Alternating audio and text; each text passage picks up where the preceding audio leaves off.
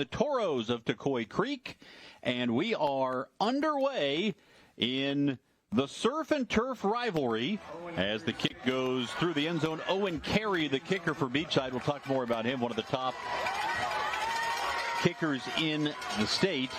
And this rivalry, which is very young, but Justin Barney, both of these teams coming in 4-1, and this could be a pivotal game for both teams. Both of them, and Beachside, I've had them ranked in our Super 10 at number 9 for a good chunk of the season, but I've said through and through, I want to see them play and beat good competition. They lost to Ponte Vedra, and I think this is that first big game since that Ponte Vedra loss, where they have a lot to prove, a lot riding on the line. And look at this formation for Tocoi Creek to start out with. 4 receivers bunched to the right and 1, Julio Santiago, alone to the left side. Santiago made his season debut last week, 159 yards and 2 touchdowns receiving. And Ryan Kilmer, the quarterback, throws a short one. It is caught by Brighton Baker for a loss on the play. Tackled by Zach Duncan, the 6'6" cornerback for Beachside, and we'll be keeping a close eye on him, a converted wide receiver now playing on the defensive side of the ball. Ryan Kilmer, 4th year starting at quarterback for the Toros of Tocoi Creek. 6 touchdown passes and 2 interceptions so far this season. They try to keep it on the ground and don't find much room to run up the middle. Vincent Gallela with a couple of yards at best. It'll bring up 3rd down and long for Tocoi Creek. Ryan Kilmer wearing the number 16, and of course he's got the longer hair, and posed with Trevor Lawrence earlier this year. Makes sense. 3rd down and long. Kilmer on the rollout, trying to get outside, and just gives up on it and flips it over in the general vicinity of his tight end, Xander Erasmus. It'll bring up 4th down. So not much doing for Tocoi Creek in their opening drive. Tocoi coming off what could be the biggest win in program history last week, knocking off Bartram Trail 46-26 to start district play. And we'll see how they can recapture some of that energy from a week ago. As we mentioned, both teams have started the season 4-1. Last year, these two teams opened the season. In fact, the last 2 years, they have been the opening game of the year.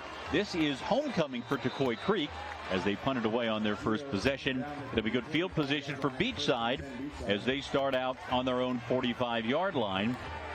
And Beachside led by quarterback Eddie Jordan. And Justin, this young man has a heck of an arm on it. He does, and I've been looking forward to seeing this matchup. I've seen Eddie quite a bit in his career winging the ball, and I told Pete Duffy when we talked to him the other day that he looks like he's always throwing a fastball. He has got a striking arm strength. He puts it on a rope every throw, and Pete said that they're having to work with him to kind of refine a little bit of that because he throws a fastball all the time. But I want to see how this Tocoi defense faces off against this high-powered Beachside offense. Beachside is that run and gun, that typical West Coast kind of offense where they light it up through the air down the field. It will be Jordan working from the pistol formation, and he hands it off. Jake House running up the middle. They start on the ground and gain 2, maybe 3 on the first play for Beachside. This is a Barracudas team coming off a victory over Menendez 41-3 last week. As you see House running up the gut there. The only loss of the season came in a muddy game in Ponte Vedra against the Sharks. Weather, as long as it holds out here this evening, which we believe it will certainly favor Jordan with the strong arm. Not a big quarterback at 6', 185, but we look forward to seeing him throw. And here's his first pass of the game, and he fires one to the far side. It is caught for a 1st down, sliding near the sideline in Tocoi Creek territory at the 41.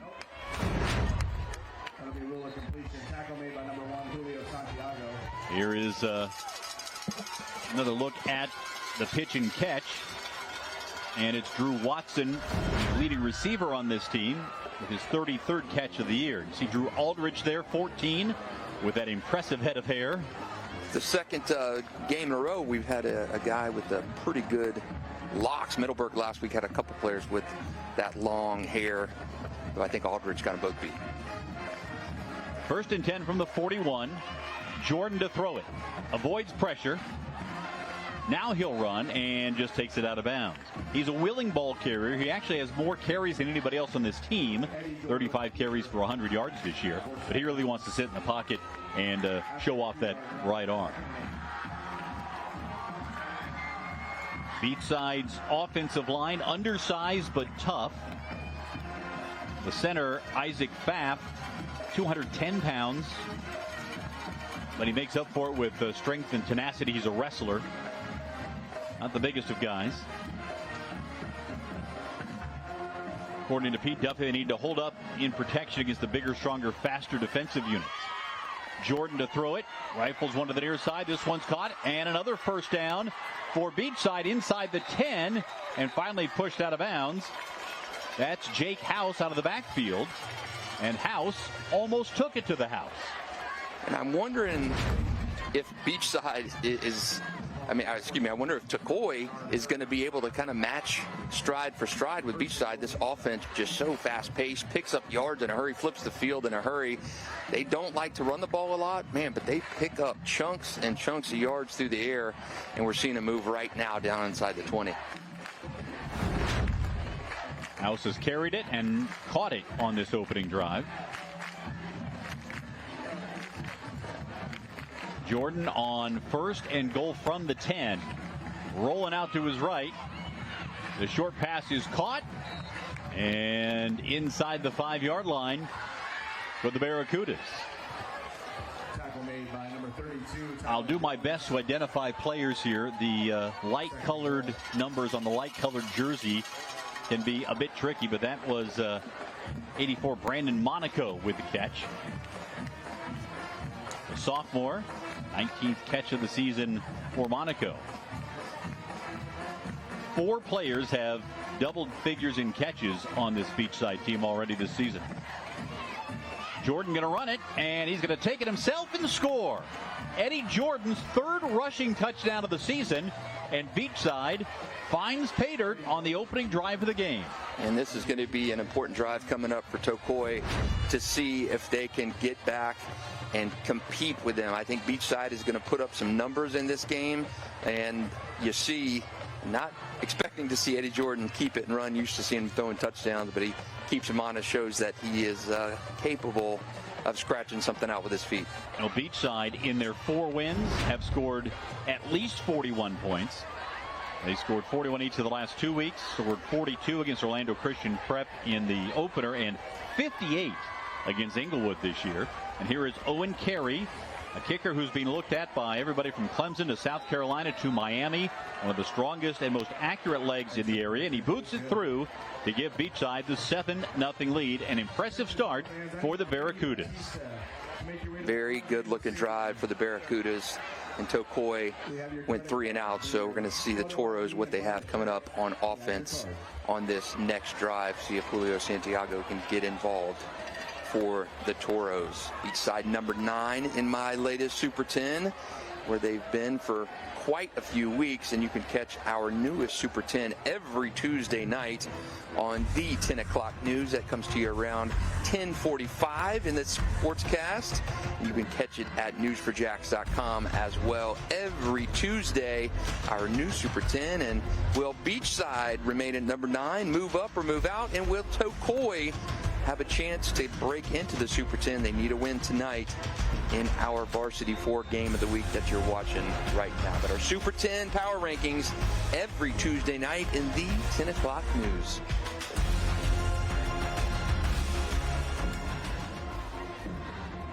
Seven points on the first drive for Beachside, and now they will kick it away to Tocoi with Julio Santiago among those back deep. This one goes through the end zone for a touchback. That is likely to be the story most of the evening, with Owen Carey booting the ball deep. And as you mentioned, Justin, this is going to be a huge drive for Tocoi Creek here early in the game. They need to get something going. They lost a yard on the first drive, and with the firepower that Beachside has, important for the Toros to get things moving.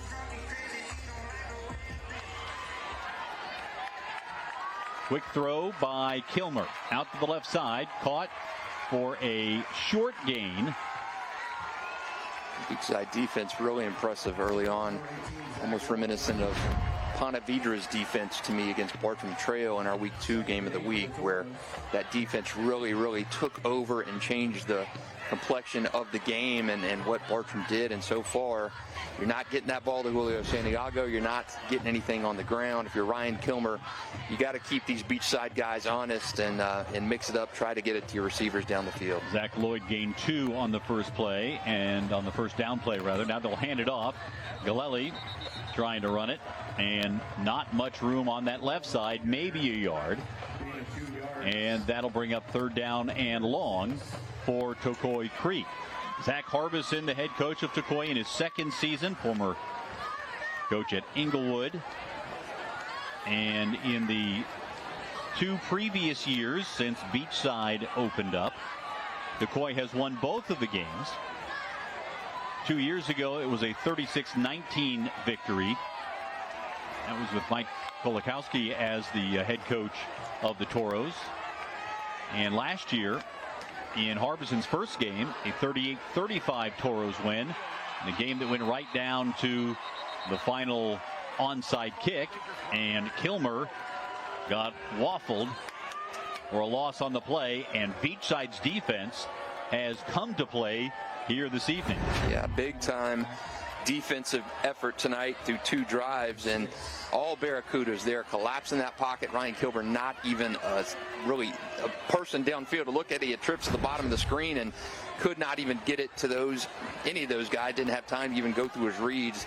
That Beachside defensive front is on a different level at this point. So here is the punt from Xander Erasmus. And this one taken as a fair catch at the 46-yard line for Beachside. Take another look at this Beachside offense. They have been very impressive all season long with a veteran quarterback. Pete Duffy said of Eddie Jordan, he said his arm's like a pitching machine. He never gets sore. It's never tired. He can just keep throwing it. And the Beachside quarterback has offers from schools like Boston College and Georgia Tech, UNLV, Western Michigan, Georgia Southern, Charlotte. There will be those who will look at him and say he's 6 feet tall, 185. But there's a spot for that in the college game when you got an arm like Eddie Jordan does. I don't like the start if you're the Toros. 2 drives, 2 punts. You give the ball right back to Beachside on the Toros side of the field.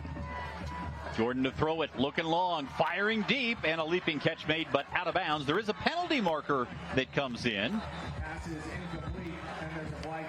after Maddox Hunstead went up and got it, but he came down out of bounds. Let's see what the flag is all about. Maybe an illegal contact call. Maybe that, or did he go out of bounds and then come in and try and touch it again? A possibility.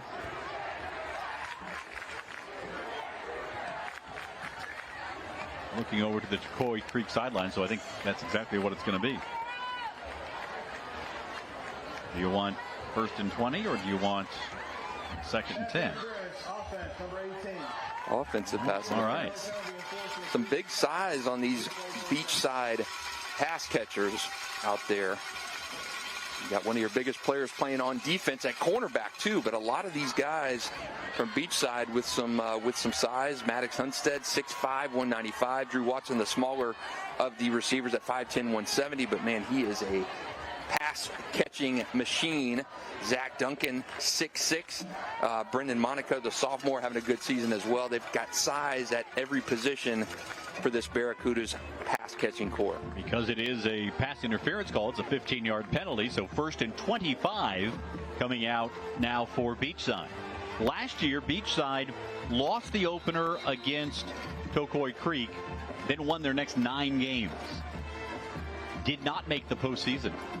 They were an independent last year, so they were not able to make that. And kind of the knock on Beachside when you're talking about winning those 9 games, which they did, was the level of competition. And when you're building a program, you take that independent path. You want to put that infrastructure in place, and Pete Duffy has just done just that. Hand off up the middle, and nothing doing for Jake House. Beg your pardon, that was Marco Lanza, the second running back for Beachside. Lanza ran right into the arms of Trent Kelly. 6'3", 220 senior with his 5th tackle for loss of the season. Really like this Beachside program. Pete Duffy has won everywhere he's been. West Coast coach. He coached in Southern California, won nearly 200 games out there before making the move to the Sunshine State. We talked to him about the difference in high school football in the 2 states. Here's one thrown to Drew Aldrich, and Aldrich scoots up the far sideline, out of bounds at the 50. So gets a little bit of that penalty yardage back with the long hair trailing in behind. He said, you know, when you talk about California versus Florida, there are differences. Weather, a big difference. He's just been through all this rain lately. It doesn't rain in California. Everybody plays on field turf stadiums out there, so you're never worried about field conditions. And it's really a more pass-heavy approach, partially because of the weather. Florida, a little more run-oriented. A lot of great defensive linemen, though, in Florida that just don't exist in California. The running backs here are good. More big bodies here, more skill guys in California. And I think when you start looking at players who go on to play on Saturdays and then Sundays, you see a lot of that. I think his comments are very accurate comparing Florida to California. Switching gears to Jaguars football. It's been a bad start for Jacksonville at 0-4, but we have got the content coming to you fast and furious. Jamal St. Cyr and I have a News for Jags podcast for you every week, and if you want to read instead of listen, we have that for you too. Go to newsforjags.com/newsletters and subscribe to our News for Jags newsletter, or listen to it wherever you get your favorite podcast. Coming up tonight, it's our Teal the Show at 11:20. Jamal St. Cyr and News for Jags sports analyst Frank Frangie talk to you about everything Jaguars, including a very special Sunday on tap when Tom Coughlin goes into the pride of the Jaguars. That's coming up tonight at 11:20. About time for Tom Coughlin. About time, and I think it's a little bit of the recent bitterness has subsided from his 2019 ouster. Here's Eddie Jordan to throw it on 3rd and 14. Hit as he throws, and this one is intercepted, picked off by Tocoi Creek, and bringing it back up the far sideline for the Toros. Big interception turned in by Tocoi Creek, and that turns the tide. Carter Alvarez with the pick, his 3rd of the season. Very good play, and I think it's all set up by that pass rush. Eddie had to step up. He felt that pressure, and he fired it, and receiver tripped and fell down. Carter Alvarez, the pick, and you finally got something going on the Barracuda side of the field. Let's see if this offense can get anything going for the Toros. Great job by Carter Alvarez there. Only a sophomore, and he's got that turnover chain on. He's feeling it right down there. And the pressure came from Santiago, who got put in there in a key point in the game on offense. So he's making a major impact in this game on defense. He hasn't yet touched the ball on offense. 1st and 10 from the 43-yard line. Handed off to Galelli, running to the far side, and has a good first down gain before he was ushered out of bounds by the Beachside defense. Drew Lagata pushed him out. But Galelli, with a 100-yard game earlier this year, is averaging over 6 yards per carry this season. You can see why on this run. I love this rivalry, and I worked in St. Augustine for many years and saw when Ponte Vedra and Nice came in together, when Bartram Trail opened in 2000 with Menendez, and there's just something about opening up in the same vicinity as another school, and you have that rivalry that burns bright. After play action, the pass is knocked down. Kilmer trying to get it to Santiago, but it was knocked away, and that'll bring up 3rd down and 5. Yeah, it's interesting to hear the two coaches talk about this rivalry. there are some rivalries that include very different student bodies. This is not one of them. Very similar makeup of the schools. The schools themselves have almost identical floor plans. They were built just a couple of years apart. Here is Kilmer throwing deep, and this one is knocked away, incomplete. Beachside defense has been all over this Toros offense. Nothing going for Ryan Kilmer on another drive, and Tocoi Creek is going to have a decision here. Do you punt it? Do you go for it on fourth and try and keep this drive going? But offense has done nothing, even with this short field. Great field position, and you've not done anything. So it looks like Tocoi trotting out, try and convert this fourth down. Yeah, you're a little bit no man's land right here, unless you have a kicker the quality of Beachside's Owen Carey. Now they want to talk about it on 4th down and 5. Talking about this rivalry and what the impact has been of it, one of the things that Zach Harbison said, and I don't believe there's any animosity between the coaching staffs or the players. These have been clean games. There's no back and forth between the two schools. It's enjoyable. Pete Duffy said for him, he's been involved in some great rivalries out in California. He says, I don't think it's there yet. Coming from California in 23 years, he sees the rivalries like Nice and Ponte Vedra or Creekside and Bartram. This one is still in the beginning stages, clearly. And he said, it hadn't really hit me like that yet, but I think it's got the potential down the road to hopefully get to that level. Yeah, and I do think being in a smaller county, it sets itself up for that. And I do think this will, over time, become the next big thing in St. Johns County. 4th and 5. Kilmer has some time. Sidearms one deep down the middle. Santiago's out there, double covered, but a penalty marker is in. So they got Santiago deep, threw it out there to him, and this is going to move the chains and keep the drive alive for Tocoi Creek. Either squat that ball down, you have it picked off, which is as good as a punt, or you have something like that happen where you draw pass interference. And I don't know if that's how Zach Harbison drew it up, but that's what happened. You try to get the ball to Julio Santiago. It will happen at some point tonight. It has not happened yet, but that's just as good as a catch right there. Yeah, Zach Duncan, that 6'6" cornerback for Beachside, never got his head around, put his hands up, and made the contact. So with 5:11 to play in the first quarter, the Toros trying to answer Beachside. And they've got it 1st and 10 just outside the red zone at the 22-yard line. I think at the 24. Kilmer throwing again for Santiago, incomplete. Everywhere number 1 goes, a lot of white shirts follow. The blitz forced Ryan to put it up maybe a little quicker than he wanted to and overthrew Julio, and probably the wise decision there with that pressure coming from his from the right side there. So he saw that blitz coming, got it away. I think that was more just a safety throw to put it beyond any kind of danger. And Noah Luestra in the middle of that line leads Beachside with 5 sacks, but this defensive front, 11 sacks in 5 games, so better than 2 per. They can get after you. Here comes a little short one. Finally got it to Santiago. He breaks away, and a stutter step cuts it back inside. Touchdown. Julio Santiago's first catch, and it's a touchdown, and the celebration is on. They're surfing in the end zone at Tocoi Creek. Love the celebration there. Hope he's not flagged for that. I've seen some very questionable, unsportsmanlike calls after celebration, including a couple Monday nights in the Nice Buchholz game. But you got to put the ball in the hands of your playmakers. They've been trying to get it to Julio all night.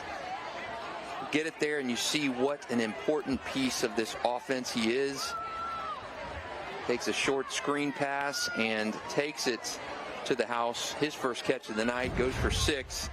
And it looks like we're going to have a tie ball game in the surf and turf, pinning this PAT.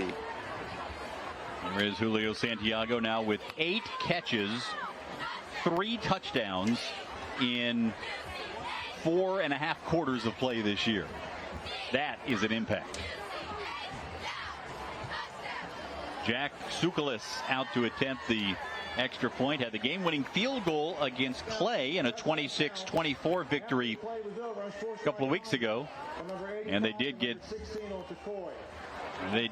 the celebration with Kilmer and Santiago. Second unsportsmanlike conduct during the contest, those players will be ejected. The 15-yard penalty assessed on the kickoff. And the significance of that, not just the 15 yards, but if there is a second unsportsmanlike. And this is me editorializing. Unless something was said, what's the problem with a little celebration? It's being celebrated and focused on at every level of football now. Yeah, and I've seen it throughout. Oh, and extra point misses, so it's 7-6. Beachside maintains the lead on the missed PAT. I've seen it so often this year. I saw in the spring game at St. Augustine where Carl Jenkins Jr. was flagged for celebrating the first down. Saw it at Nice on Monday with quarterback Nick Harry celebrating a touchdown. Saw it Monday with an interception by Nice and celebrating an interception. Very questionable flags. I mean, the guys are just happy. It's not a taunt. Not rubbing your opponent's face in it. Very questionable on some of these calls. But CW17, we have got all kinds of sports coming to you. It runs the gamut. Live Golf, CW NASCAR Xfinity Series, and ACC football. We've got it all coming to you starting on Saturday afternoon, and you can take your pick of everything over on CW. And how about some WWE next? The next generation of WWE superstars take to the ring live each week in the CW's WWE Next. Don't miss the action Tuesday nights at 8 o'clock on CW17. Cole, kind of going back to the unsportsmanlike call, unless there's something that's done, said, let the kids play. I agree with you. After a short kick, this one returned into Tocoi Creek territory. So once again, Beachside will have the short field to work with after this return by Marco Lanza. Yeah, there is one thing if you're taunting or if you are showing up the other team. You're having fun. Acting like you're surfing. Yeah, having for crying fun. Out loud. And this is becoming a little too NFL-ish for me here at the high school level. The NFL is now embracing this with the sponsored celebrations and everything else. Ridiculous. I know the officials have a tough job, but I think there's a line that some players cross, and I do think it's warranted, but I think a harmless celebration like that or celebrating a pick, come on. There's the handoff. They run it up the middle, and good yardage on the left side. Trent Kelly in there to make the tackle from his defensive line position on the run by Jake House. I think coaches have to tell their players now, cut the crap on the celebrations. Things are going to be called. Spike the ball, hand it to the ref, whatever. Don't risk a 15-yarder and a potential ejection. And now you've got Julio Santiago, Ryan Kilmer. Personal fouls called, and the quintessential, you're playing with 4 fouls. Yeah. To borrow a basketball term, you cannot take the chance on getting another flag and getting kicked out of the game and potentially having to sit down a second week, which is always a possibility with an ejection. You're talking about the quarterback and the most impactful offensive skill position player for the Toros. 1st and 10 after the run by House. They give it right back to him, running to the right side, trying to get outside, cuts it up, and gains about 5. House able to work through some contact and have a steady gain on 1st down as the clock ticks down toward the 3.5-minute mark of what has been a very eventful first quarter. I believe he is the son of a certain Jaguars defensive coach, Mr. Matt House. There you go.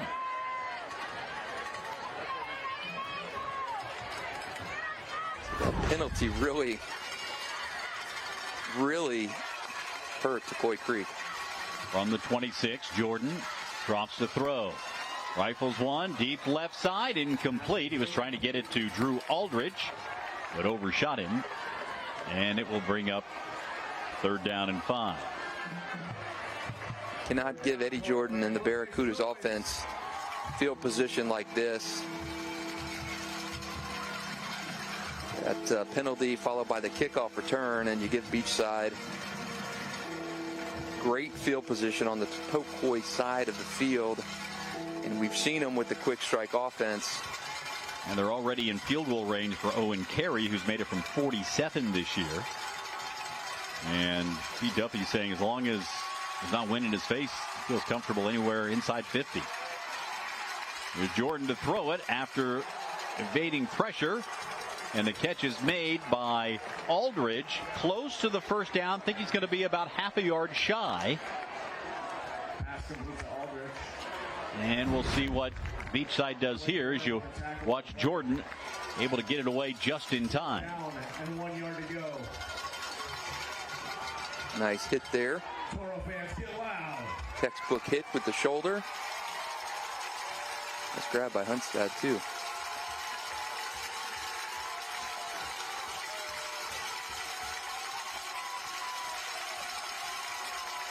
Aldridge Hunstad on the catch.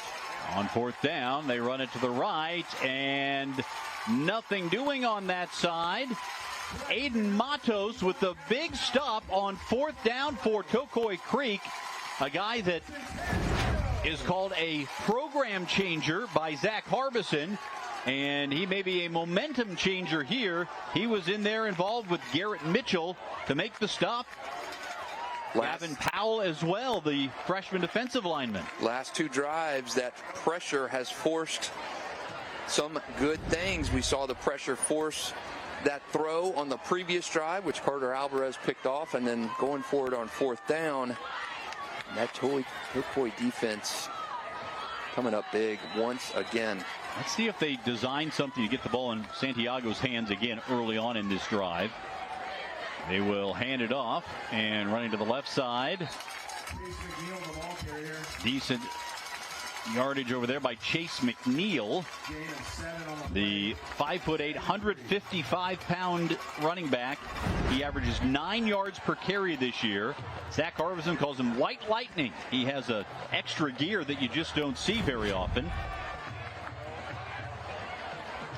And they will give it to him again. Running left. This time couldn't find the edge. So it'll bring up third down and short. Not having a lot of success against this Beachside front running the ball. Best play of the night for Tocoi was that short screen pass, and Julio did the rest. Beachside defense has played extremely well other than that pass interference. It gave Tocoi a first down on a fourth down. They turned that into a touchdown, but so far this Barracudas defense not bending whatsoever. Third down and 2. Kilmer from the shotgun. He will hand it off. This is Galelli putting the shoulder down, and second effort got the first down.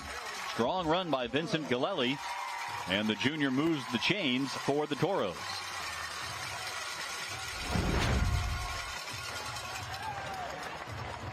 Take a look at Galella again there. Hard running. First down that they've converted. Non-penalty first down.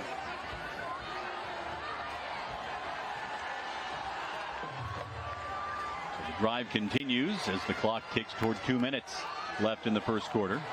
Again, 4 wide receivers for Kilmer. They'll throw it on first down. Got it on the far side, and near the first down marker goes Zach Lloyd. Lloyd able to fight through the first tackler and move the chains again. One of the things that Zach Harbison said, he was very pleased with the way that his team bounced back after their only loss of the season. That was a 35-6 whipping by Bishop Kenny. But he really liked the way that they responded to that. They've responded to the Beachside touchdown here with a touchdown drive of their own and then a defensive stop. Quick throw to the near side, knocked down at the line on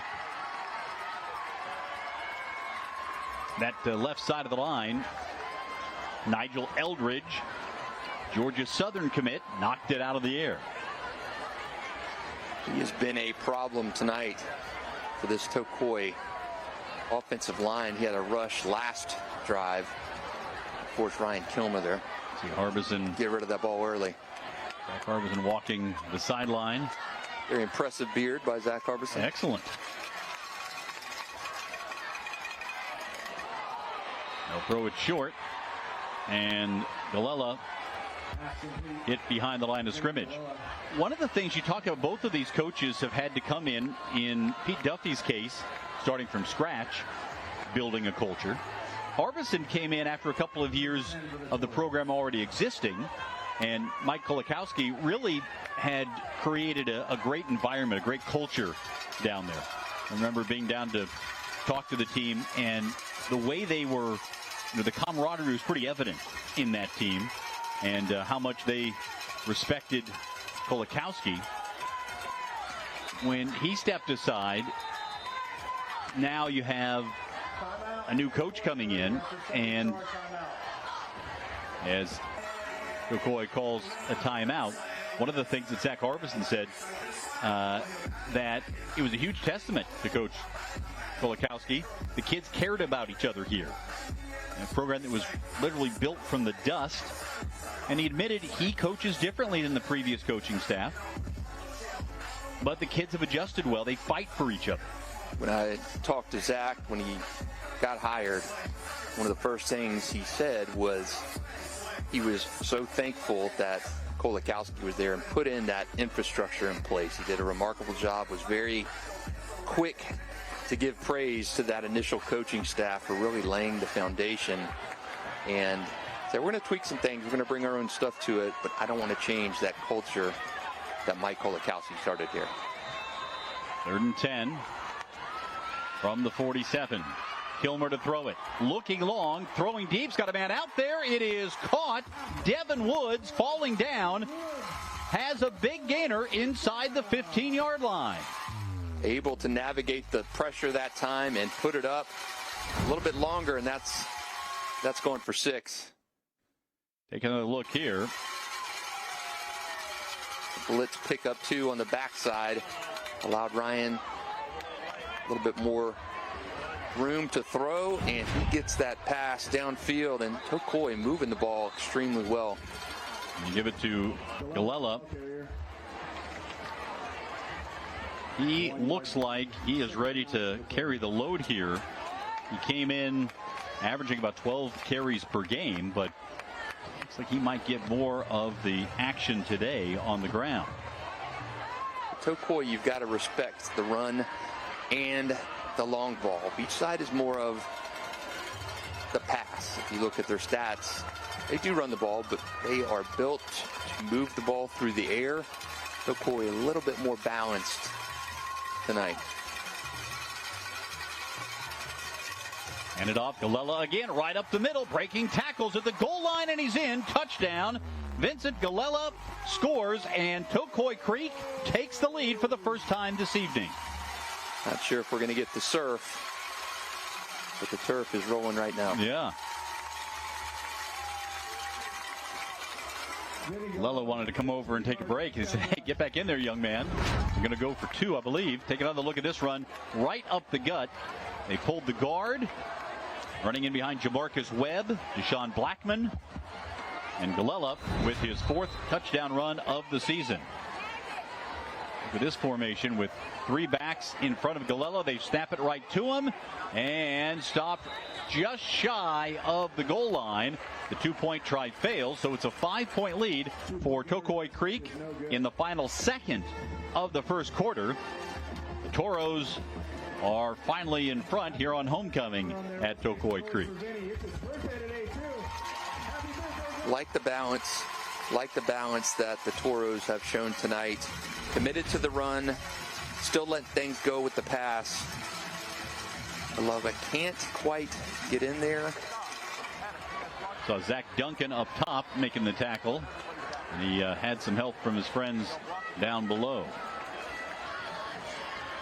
Stay connected to our high school sports scene with the Varsity 4 podcast each week.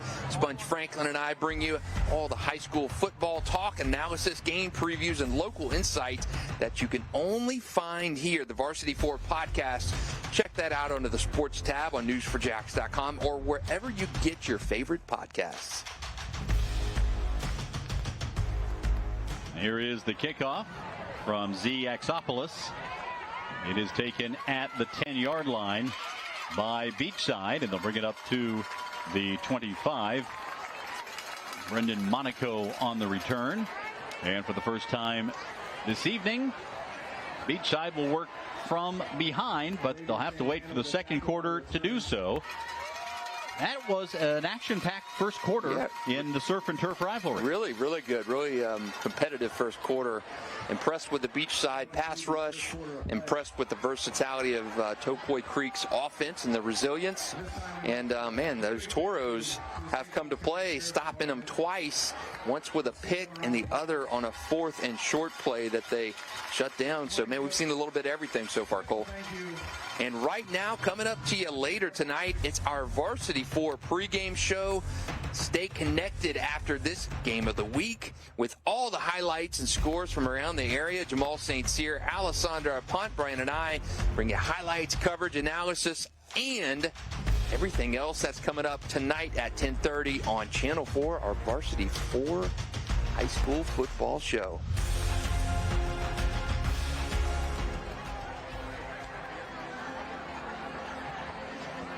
And to stay connected to all the action in our area tonight, including the results from this game, hit that QR code on your screen and take a spin around the area. That'll give you scores from not only this game, but games here and around the area, including South Georgia. Beachside, after giving up the lead, Jordan throwing short, and a first down picked up to the 37-yard line. And we'll see if this holds up. As you see, Jordan on the rollout, connecting with Drew Watson. There is a flag on the play. I believe this one may be coming back.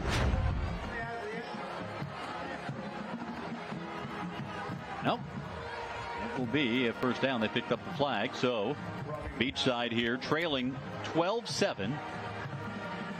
We really haven't seen too much of Eddie Jordan really cutting it loose like we thought we might here early on, Justin. Yeah, I thought we'd get a little bit more, but Tocoi defense has come to play. I think we saw it on that first drive, just how effective and big play this offense can be, but it's really been restrained since then. It's a defense that came in with 8 sacks and 23 tackles for loss in 5 games. So from a game plan standpoint, you'd want to be careful. This one caught by Aldrich, who steps out of bounds. You've got such size at the wideout position, and I think that and Eddie Jordan's quick release and his precision is why they've been able to be so successful. I'd like to see him mix it up a little bit, though, too, and sprinkle in a run here and there. We saw Eddie score on the scramble near the goal line, but a lot of what Beachside does is vertical and move the ball through the air. I'd see him try and soften up that Tocoi defense by putting it on the ground. Jordan will hand it off. House has the first down, running inside the tackles and able to push his way down to the 37-yard line. We saw some up-tempo from the Beachside offense.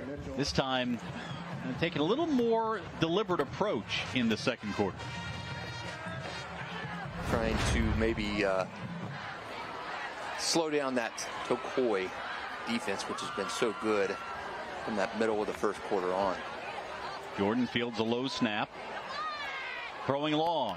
Has a man out there, but he overshot him. Incomplete.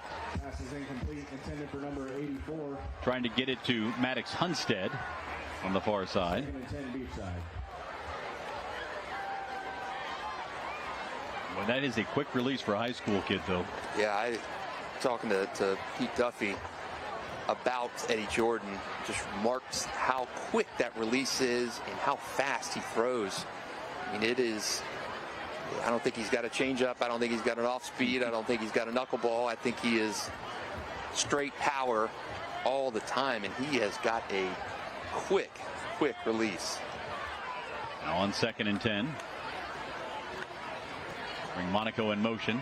Jordan throws it short.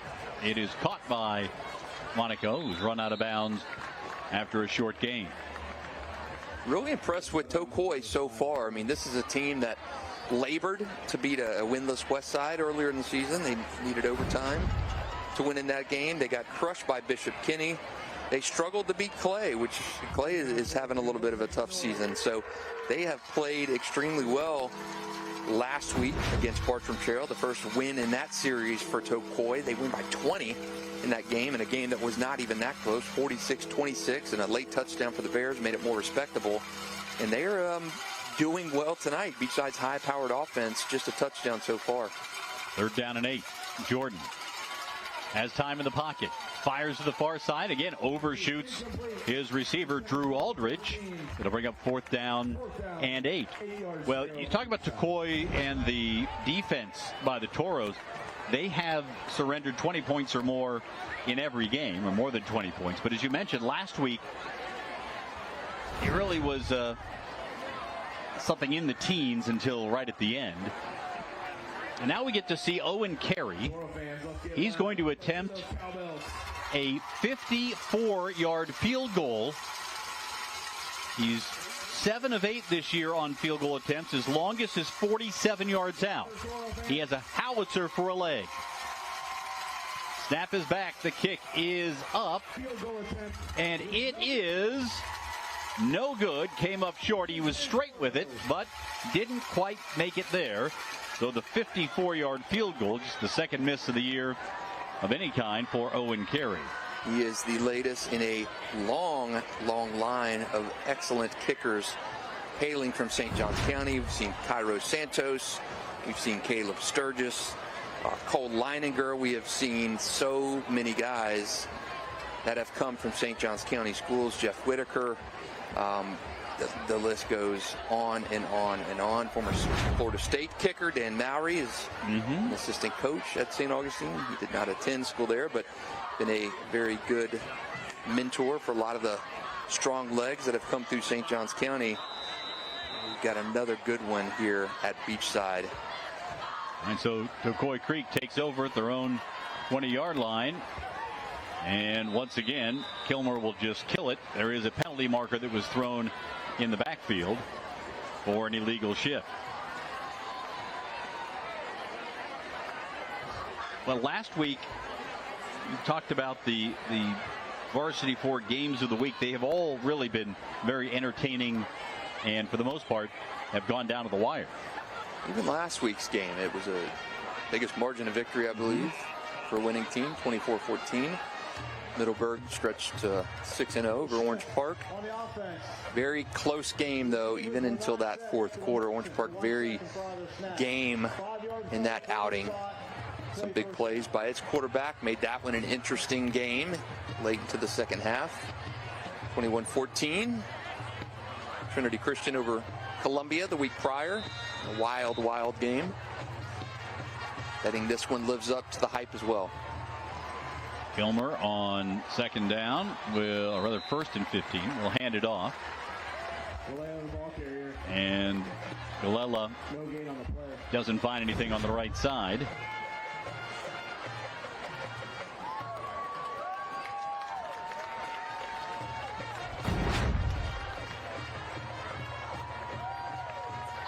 This is a Toros team that would like to have a fairly balanced offensive approach. They want to run it. They certainly can throw it with Kilmer. I think you've seen that tonight with Vincent Colella running the ball well. Ryan Kilmer keeping that Beachside secondary honest by putting it up in the air, but very balanced. Julio Santiago has been a factor, although hasn't gotten a bunch of touches so far. They throw it this time to the tight end, Erasmus. And Erasmus is out of bounds after a gain. He had a 50-yard touchdown against Bartram Trail last week. And he gives it a 3rd and manageable after this catch. Not a lot of long passes completed tonight by Ryan Kilmer, but the short ones have been effective. Biggest pass of the night to Julio Santiago was a receiver screen. Turned that into a touchdown, and that pass to Erasmus right there a short intermediate pass. You got it in more of a third and manageable here. 3rd and 6. Give it to Galella. And he's not going to get the first down, but he is going to make an interesting decision here on 4th down and short. Delay the ball carrier, gain of 5 on the play. 4th and 1. 4th and 1, and the Toros going right back to it in a hurry. See if Kilmer snaps it. No, he's going to look over and see what's going on the sideline. You're going to want to. I don't think you want to burn your final timeout here. I think you're hoping to draw Beachside off on this 4th and 1. Kilmer will give it to Galella, and second effort might have gotten it. This is going to be very close. This will depend on the spot. When he made first contact, he was going to be behind the sticks. Looks like he got it. I think he got it moving forward. Great second effort there. He was dead in the water on that first contact.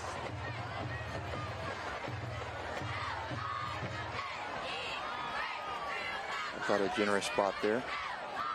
Where Vincent got up, it looked like he was a yard further than where the ball is. 1st and 10. And the drive continues. Kilmer to throw it across the middle. It's intercepted. Picked off by Beachside. And a return is on here, running to the far side. Kilmer, the last man there, makes the tackle. But Beachside with a big interception, and they are on the doorstep with a chance to try to punch it in. Crew Casey, the 3-year starter at linebacker, with the pick. Ryan just did not see him lurking there in the middle. Crew blended in and just snuck in front of the target. Great defense there. Pressure coming up the middle as well. And then Casey turns this into a big return down inside the 5-yard line. Nearly to the house. I'll be surprised to see another Eddie Jordan touchdown run here. I don't think Beachside's going to put the ball in the air. Both teams with an interception in this one. Jordan works from under center. And he will hand it off, and it's House running up the middle and into the end zone.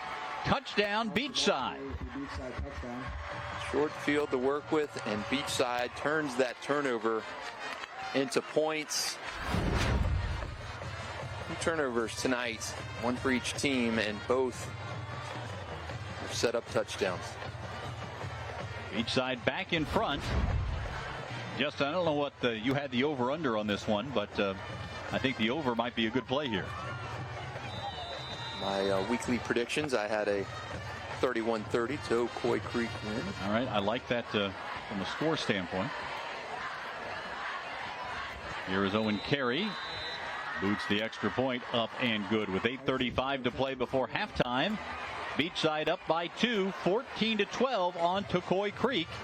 We have seen some touchdowns, 4 touchdowns so far in the first quarter plus of this one. Like what I've seen from both these teams so far, Beachside finally getting into a little bit more of a rhythm. Right now, they are ranked 9th in my Super 10, but where will they be on Tuesday night? At about 10:45, that's when you can find out our new Super 10 high school football rankings. That comes to you each and every Tuesday night on the 10 o'clock news. Comes to you around 10:45, 10:50 every Tuesday. Beachside at number 9 and Tocoi Creek just on the edge of the bubble. Will they sneak in this week? They need a win in this one right now, and they are trailing 14-12 to the 9th-ranked Beachside Barracudas. I'm going to make a prediction. The winner of this game will be in your Super 10 next week. That is a very, very logical and good explanation. Well, one way or another, whoever wins will have earned it in this surf and turf rivalry. Here's the kickoff. And back past the 20 to the 23-yard line for Tocoi Creek is Chase McNeil. 23-yard line. 1st and 10 Toros. Now we'll see if the Toros can answer. For those of you I think this, it's obvious when you hear it. You may not quite pick it up all the time on the why it's the surf and turf. Beachside, the Barracudas, that's the surf part. And the Toros, of course, the turf. And now we can all head out for a nice steak dinner afterwards with some seafood garnish. I mentioned to anchor Kent Justice earlier, it'd be nice if the schools catered that to the media covering the game. Here's the handoff, running up the middle. This is McNeil trying to dash his way through. There's another running back on this Tocoi Creek team who's gotten some carries, Davian Garcia, but he's a little bit banged up, coming off an injury. So whether we see him tonight or not remains to be seen. But three guys who all have more than 100 yards rushing this season for Tocoi Creek. So you talk about the balance in the offense. They also have balance in terms of the running game.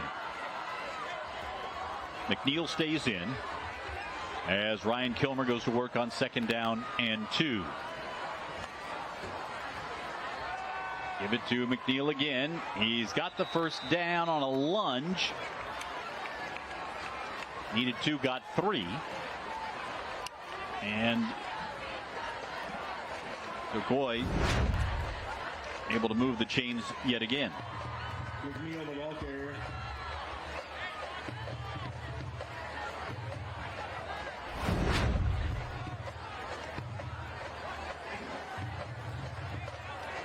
Justin, it does not look like the Toros are in a rush to get these snaps off. They're taking their time, going to make sure they control the pace as well as make sure they understand what's happening defensively with Beachside. Only one timeout left, too. 3rd and a yard. They give it to McNeil, and he has the first down. I think you want to burn as much of this final 7 minutes as you can and not allow Beachside to get the ball back with much of anything left in this second quarter, because as we have covered, these guys can move the ball down the field in a hurry. And remember that Beachside will receive the opening kickoff of the second half. Always part of the game within the game, trying to get those back-to-back possessions into the half, beginning of the half, or avoid that happening for your opponent. Beachside crowding the line, little quick throw across the middle, and this one is caught by Santiago. Gains 5.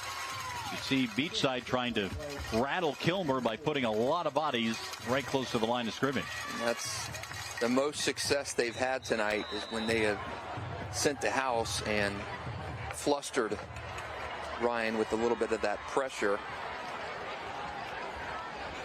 The same with Tocoi on Eddie Jordan. He has felt that pressure, and that's led him to quite a few overthrows and also that interception tonight. So these defensive fronts certainly making their presence felt in this one.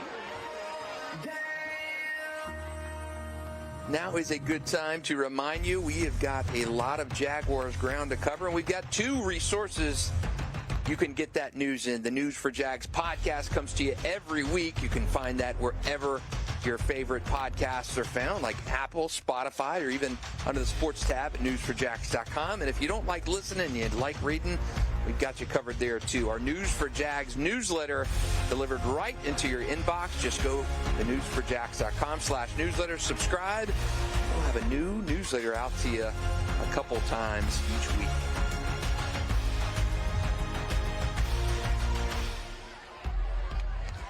This has been a tight one basically throughout. A 2-point game with 6:02 to play in the first half. Galella gets the carry. He'll pick up a first down. Gets to the outside. There he goes down the far sideline. Galella lowers the shoulder and bangs his way out of bounds inside the 30-yard line. Big pickup for Vincent Galella. The junior is toting the rock for the Toros. Much of his damage coming right between the tackles, too. Straight through the center of the line, turns the corner, invites the contact at the end. Good, strong running from Vincent Galella right up the pipe. Balanced offense, balanced offense, balanced offense. Run, pass, get it to Vincent out of the backfield, and then maybe find Julio. That has worked all night for the Toros. Quick throw right side. This one is caught. And turning upfield, there he goes. Off to the races and touchdown. Devin Woods broke a tackle and is gone. And the Toros are now back in front yet again. This has been a great game, back and forth. These Tocoi receivers probably heard enough about their Beachside counterparts, and Devin gave them the Caitlin Clark flash at the end. You see me now here.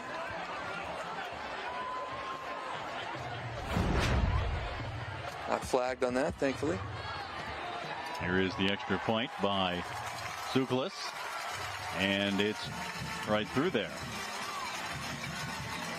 So Tocoi Creek back in front by 5, 19-14 with 5:40 to play.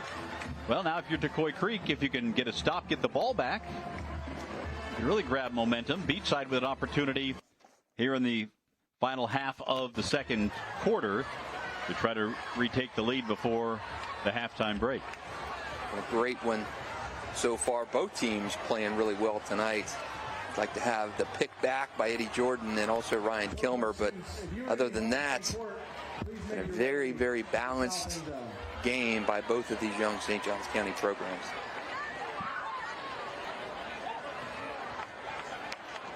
Interesting. Beachside came in with only 4 turnovers forced in 5 games. Only 6 turnovers forced by the Tocoi Creek defense this year. And both have found their way to force a turnover in the first half.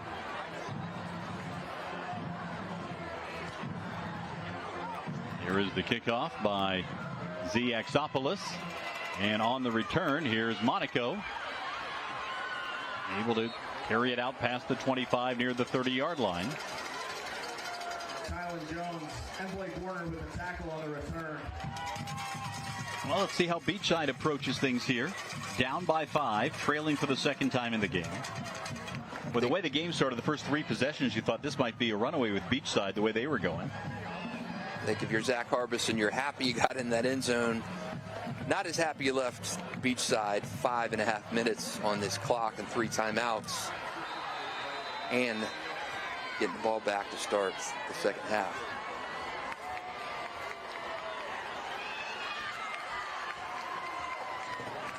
Changing things up on defense up front for Tocoi Creek. Jordan hands it off. And nothing doing in the middle of the line. Aiden Matos with a big stop there. Second leading tackler on this Tocoi Creek team. Second and 11. When your 2 linebackers are your leading tacklers, that usually means the guys up front are getting the job done occupying the line. I think both of these defensive fronts tonight have played very, very well. Yep. Matos, a senior. And Blake Warner, senior linebackers. Now, timeout called by Beachside with 4:48 to play. Duffy wants to talk things over. Here at the, what may be the final possession for Beachside in the half.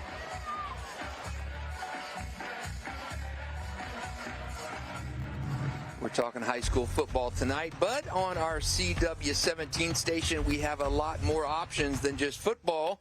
ACC football on Saturday on the CW, NASCAR at the Xfinity Series in the playoffs right now, and Live Golf. We have got a smorgasbord of sports to choose from on the CW17.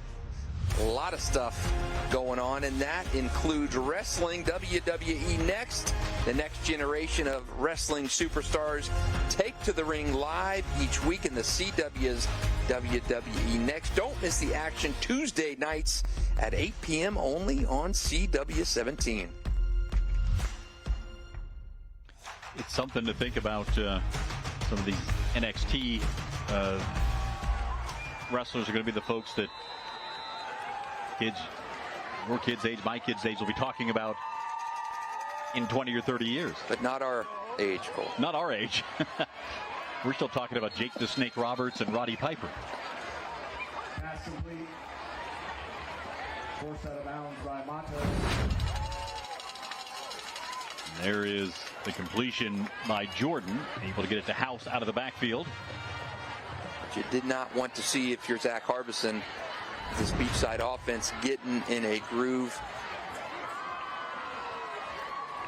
I'm going to try and hold them out of the end zone, obviously, but if possible, let them set up for a field goal and keep them to 3.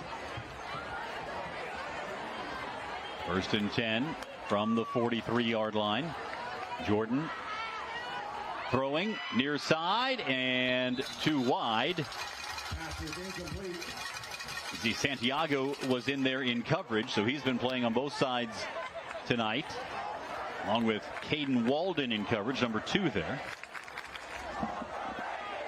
Boy, there's no two ways about it. Santiago is a terrific athlete. He is making a real difference in this one. I missed him the first 4 weeks of the season, and I think you may have been a different result in that Bishop Kenny game if you had Julio Santiago in that offense and defense, because he is a two-way phenom for these Toros.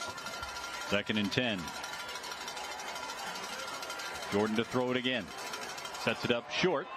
Dumps it off. Caught. 1st down into Toros territory.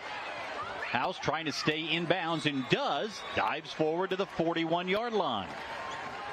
I've been very impressed with the way House has played in this first half. Yeah, a couple big catches here on this drive alone, but he's run strong both between the tackles and taking the edge too.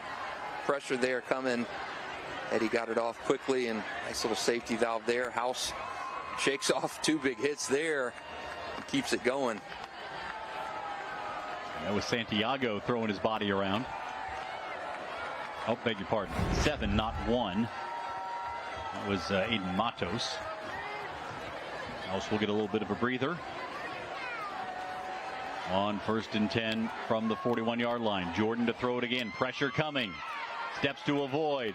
Going to run it himself. Hit from behind as he goes forward inside the 35 to about the 32. He was hit by Trent Kelly, who's been very active from his 5 technique spot on that defensive front. Pocket broke down, and he able to use that speed. He had a rushing touchdown earlier for the Barracudas. I used to seeing Eddie run the ball, but he can. Got a few rushing touchdowns this year, 3 of them after that one in the first quarter. Yeah, I think willing ball carrier is the best term for him. He'll definitely take off and go if he has to. This set up for a short pass. It's caught. 1st down. And Beachside out of bounds at the 26-yard line. I believe that was Monaco. Not had a lot of sustained drive success for the Barracudas. Drew Watson, and let's see what the flag's about. Eligible downfield. Number 17 was covered up by the wide receiver. That's a 5-yard penalty from the previous spot. We'll replay 2nd down. So they'll mark him back, and it'll be 2nd down yet again. And the clock starting to become a factor here, particularly when you lose the yardage like that. Remember their drive. They had a nice drive on their first offensive possession of the game that wound up with a short Eddie Jordan touchdown run. A lot of drives have ended either via pick, via stopped on 4th down, via overthrows. So you're starting to mount a little bit of a sustained drive here. Remember that other touchdown was set up by an interception return and down inside the 5. Also had the missed 54-yard field goal. Jordan to throw it. This one is caught. Hunstead going to the far side and out of bounds. Maddox Hunstead has been averaging almost 20 yards a catch this season. And he is a big target at 6'5". He's able to move the chains for Beachside and stop the clock.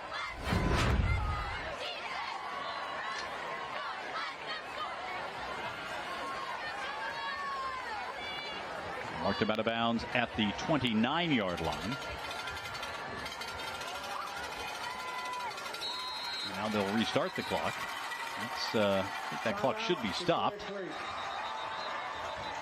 Now Tocoi Creek calls timeout with 2:10 to play. Final timeout of the half for the Toros. You're in field goal range at this point. Beachside, I think, probably feels pretty comfortable that they can get at least 3 out of this from Owen Carey. You'd like to come away with 7. Well, there's no doubt that knowing that they'll get the opening kickoff of the second half has to come into the mind of Pete Duffy and his staff here at this point in terms of play calling, decision making, taking care of the football first and foremost. Because as you mentioned, with a strong-legged kicker like Owen Carey, you're definitely in field goal range. You've had drives in with the pick tonight and stopped on 4th down. Was in field goal range earlier. Your Tocoi Creek, you're hoping that this defense can come up with a stop of some kind, a turnover,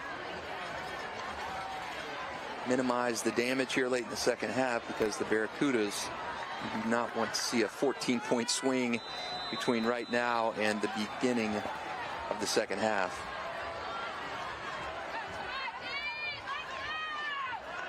Bring Aldridge in motion. Jordan off the play fake. Rolling and looking. Fires to the near side. Caught and just in bounds by Hunstead. And the clock continues to roll. Going back to Pete Duffy for a second, when he was hired at Beachside, I think a lot of people thought, wow, this is a unique hire, guy from California coming to St. Johns County. Jen Harmon, the athletic director of Beachside, making that call, and found an excellent head coach and program builder in Pete Duffy. No doubt. And you're talking about coming from California to Florida and building a culture, starting a program from scratch. This one goes against the Toros. But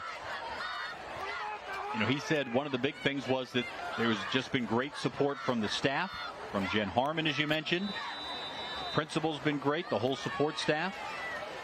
He also brought his family. His son, AJ, is a redshirt freshman quarterback at Florida State. His daughter, Lexi, plays college volleyball at Georgia Southern. So he's transplanted his entire family, 4 kids, and a couple of them still in school at Beachside. Jordan now on 2nd and 3. Throws short. This one caught by Hunstead, who's out of bounds with a first down and 1:04 to play. This has been a steady and workmanlike drive by the Barracudas here in the final minutes of the half.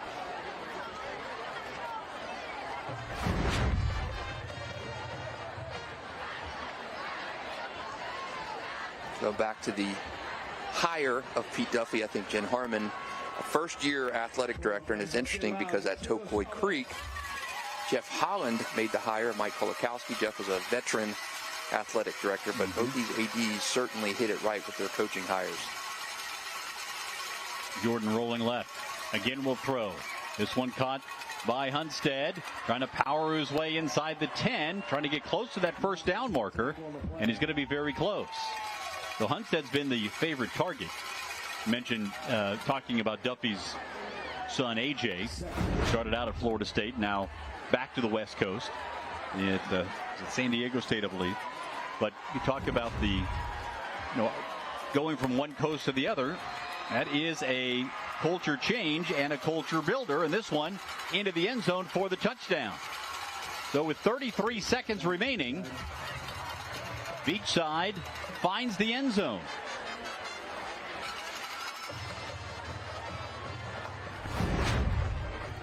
Going back to the ground again. Eddie Jordan, the handoff. And Marco Lanza finds his way in, pounding his way in for the 4th touchdown of the season for Lanza. And now penalty markers fly. before the snap of the extra point. Illegal substitution on the defense, 12 men on the field. Half the distance to the goal, untimed down. I thought we were going to have a booth review to see if the touchdown stood, but forgot that is not the case. We're the only ones with the replay capability up here. I think this changes it. I think you wind up going for 2 at this point. Yep. As you move it a little bit closer and you turn a 2-point lead into a potential 3-point lead. Yeah, and they bring a little extra beef in there. Nigel Eldridge, the defensive end, lines up as a fullback, offset to the right side with House as the deep back.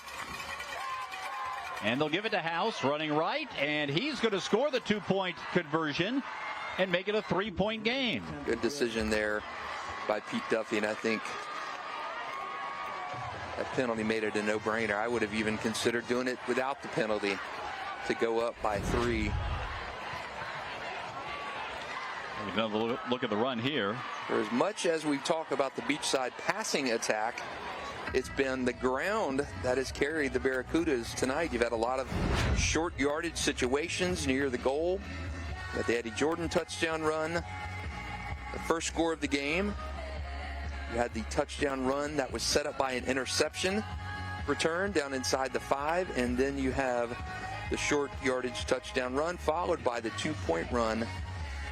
The Beachside Barracudas, their attack may be a little bit subdued tonight as the ground game taking center stage. All 3 touchdowns, as you mentioned. All the points have come on the ground. Now with 33 seconds remaining in half number 1, we'll see if Tocoi Creek can get any kind of a return here. Owen Carey probably going to look to boot this one through the end zone. And it comes down. It will be returned by Santiago. And he makes it up the middle, past the 25 and up to the 30, maybe the 31-yard line. So 27 seconds, no timeouts remaining for Tocoi Creek. So they're going to have to work the sidelines here if they're going to make something happen before halftime. I think with no timeouts, you see what you get on this first play and then make a decision whether to full court press this or just get into half. Down 3. Don't be surprised if they set something up here for Santiago. Maybe a little slant, little receiver screen, let him get out, angle towards the sideline, give yourself a little more room to work. Here's Kilmer to throw it. Across the middle, it's incomplete. Trying to get it to Brighton Baker. 4 seconds elapsed on that play. You don't want to give Beachside an opportunity at potentially an Owen Carey field goal. You do not want to fumble, turn it over, throw a pick on this side of the field because you've got an automatic weapon and 2 timeouts if the Barracudas play it safe here for Tocoi. Kilmer, yep, they do just that, playing it safe, giving it to Galella up the middle, grinding his way past the 45 to about the 47-yard line. That will likely be the last play. Well, look, they're going to line up and try to go again. Resetting the chains, and I think you're going to probably clock it and try and get one more play out of this. Kilmer to throw to the near side. This one's caught by Santiago. Out of bounds in Barracuda's territory. And when they ran the ball, I thought maybe that was just going to be it, but not the case for Zach Harbison's club. That'll be enough for a Toro first down. Kicking wise, I don't think you're in range. No. A kicker who's already missed a PAT. Zukalis is long this year, 37 yards.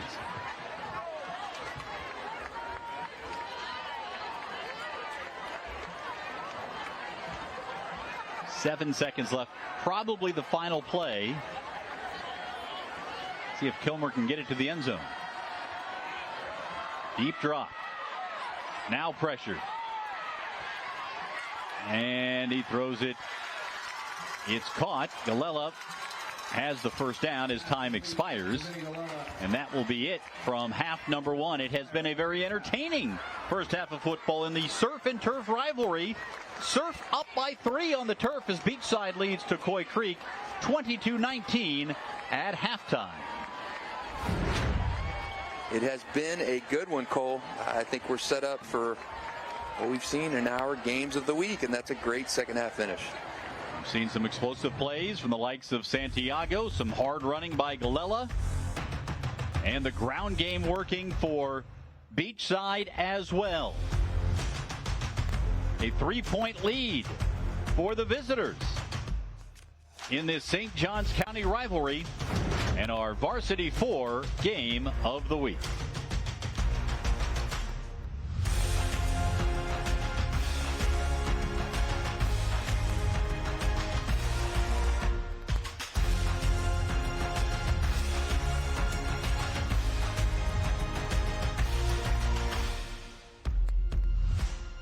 It's Friday night, where student athletes play with nothing to lose, chasing greatness, building bonds. And whole communities come together under the lights to witness passion, pride, and moments they'll remember for the rest of their lives. This is football, high school football. There's no tradition like it. And we're here to support it. Farron Farah is proud to sponsor Varsity 4 football. A world of ideas comes to life through Gemstone Media. We blend picture and sound, persuasion and emotion, purpose and passion to brand your company and increase sales. We broadcast sports and train military and industrial personnel. Let us demonstrate the power of effective communication. On the air, online, on demand, on time, on budget, on point. Let Gemstone Media get your ideas turned on.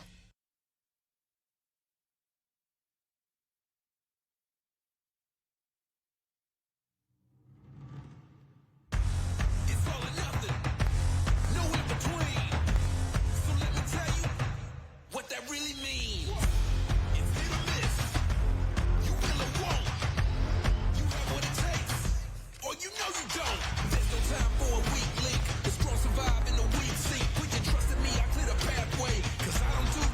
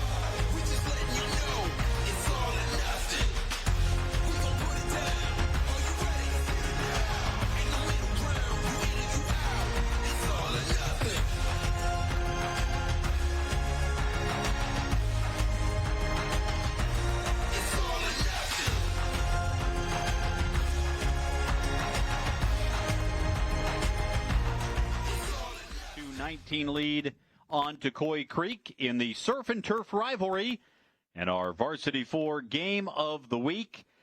A little bit of everything in that first half for Beachside and Tocoi as the Barracudas lead by 3. Early on, it looked like Beachside's offense and defense both would run away with things. Jake House on the receiving end there, and then Eddie Jordan on the touchdown run. And the defense showed up early for the Barracudas. They were fired up early on. But then the defense for Tocoi Creek showed up. The interception return by Carter Alvarez helped set up this touchdown pass to Julio Santiago, who finished with style to get Tocoi Creek on the board. Ryan Kilmer, 11 of 18, 138 yards, 2 touchdown passes in that first half. And Vincent Galella, 11 carries for 79 yards in a big first half, including that touchdown. Tocoi Creek also showed some defense in the first half. Crew Casey with the interception. Then House took it to the house. Rushing touchdown there. Lanza had a rushing touchdown. And Galella really was the bell cow for the offense for Tocoi Creek in that first half. But he wasn't the only one getting it done. Devin Woods, 2 catches, 66 yards, and a touchdown. And again, House out of the backfield. We saw a little bit of everything from both of these offenses, Justin. Very good from both of these guys, and more really impressed with the ability of Beachside to do something more than pass with House. House has been just a catalyst out of that backfield, but I've been impressed with both defensive fronts for this game, and really been impressed with the playmakers on both sides of the ball, be it Vincent Galella, Julio Santiago, or the slew of Beachside receivers. A lot to like from both of these teams. Let's talk about the stakes for this game, because there certainly are those. For Beachside, they're trying to beat Tocoi Creek for the first time in school history. This is the third time the two nearby schools have met. They're about 10 miles apart. Maybe a 20-minute drive at worst, depending on traffic. And this is a rivalry, a budding rivalry to be sure. And for Tocoi, they're trying to match their win total from a year ago when they went 5-5 under Zach Harbison. Lost to Nice in the final Friday of the season and missed the playoffs. So they're trying to take that next step forward. And you need to, and I think for both of these teams, this is a chance to establish this as a rivalry for the future. And when I look back at rivalries where you think they were going to naturally develop, I look back in 2000 when Bartram and Menendez both opened, and that series did not develop into a rivalry. Bartram really pulled ahead quickly as a program, and that rivalry never really developed. Creekside and Ponte Vedra became a nice little rivalry. They will play later on this season in a game of the week for us. But you want to see this rivalry grow, and for it to grow, it's got to be competitive, and it is right now. But Beachside has been on the other side of this rivalry, 0-2 to Tocoi Creek so far. So they would like to take a step back to getting this one step closer to being, quote-unquote, a rivalry. Now's a good time to remind you, we'll have highlights from this game you're watching now and a whole lot more in our Varsity 4 highlight show. That's coming up tonight at 10:30 p.m. on Channel 4 and also newsforjacks.com. We'll have highlights from this game of the week, which is shaping up to be a classic, and a whole lot more. Jamal St. Cyr, Alessandra Pontbrian, and I will talk to you about all things high school football. That's coming up to you tonight at 10:30. And switching gears to Jaguars, Teal the show tonight with Jamal St. Cyr and News4Jax sports analyst Frank Frangie right around the corner. That's coming up to you tonight at 11:20. They got a lot to talk about, including Tom Coughlin and his induction in the pride of the Jaguars. That's this Sunday against the Colts, Week 5 at Everbank Stadium. You can catch that tonight on Teal the Show at 11:20. Notice that the Jaguars have implemented the teal jacket for the pride of the Jaguars. So Coughlin will have that teal jacket slipped on I'm assuming that the other guys who are in the Pride already will get theirs as well. Tony Vaselli and Red Taylor, Jimmy Smith, and Wayne and Dolores Weaver. Really remarkable to talk about Tom Coughlin. He signed Jimmy Smith off the scrap heap as a free agent back in the early part of 1995. Jimmy goes on to become leading receiver in Jaguars history, a potential Pro Football Hall of Fame selection at some point in the future. Member of the Pride. He made a trade, draft day, pre-draft trade for little-known backup quarterback for the Green Bay Packers, Mark Brunell, member of the Pride. And he also selected the only Pro Football Hall of Fame selection in Jaguars history in Tony Vaselli. So a lot of people who only know Tom Coughlin from his success with the Giants or in his failed return to the Jaguars as an executive, Tom Coughlin has to be credited for really laying the foundation with this Jaguars franchise. Now, Wayne Weaver may have brought the Jaguars to life. Tom Coughlin raised them up. There's no doubt. You talked about those years, 96, 97, 98, 99, the golden years for the Jaguars. Jamal had a chance to catch up with Tom earlier this week, and we'll have some of that on our TL The Show tonight and full interviews on newsforjacks.com. But Tom said the big thing about going into the Pride is he's missing his quarterback. And that is his wife, Judy, who died a couple years ago.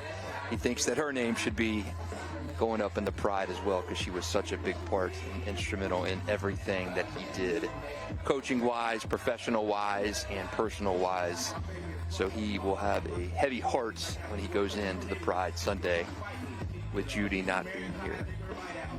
All right, here we go. Ready to start the third quarter with Beachside leading 22-19. The Barracudas will accept the opening kickoff of the second half. Z Axopoulos will kick it away for the Toros of Tocoi Creek. And this one is gathered in at the 6-yard line. And bringing it out is Nigel Eldridge. Oh, beg your pardon. That was Brendan Monaco. Monaco brings it out.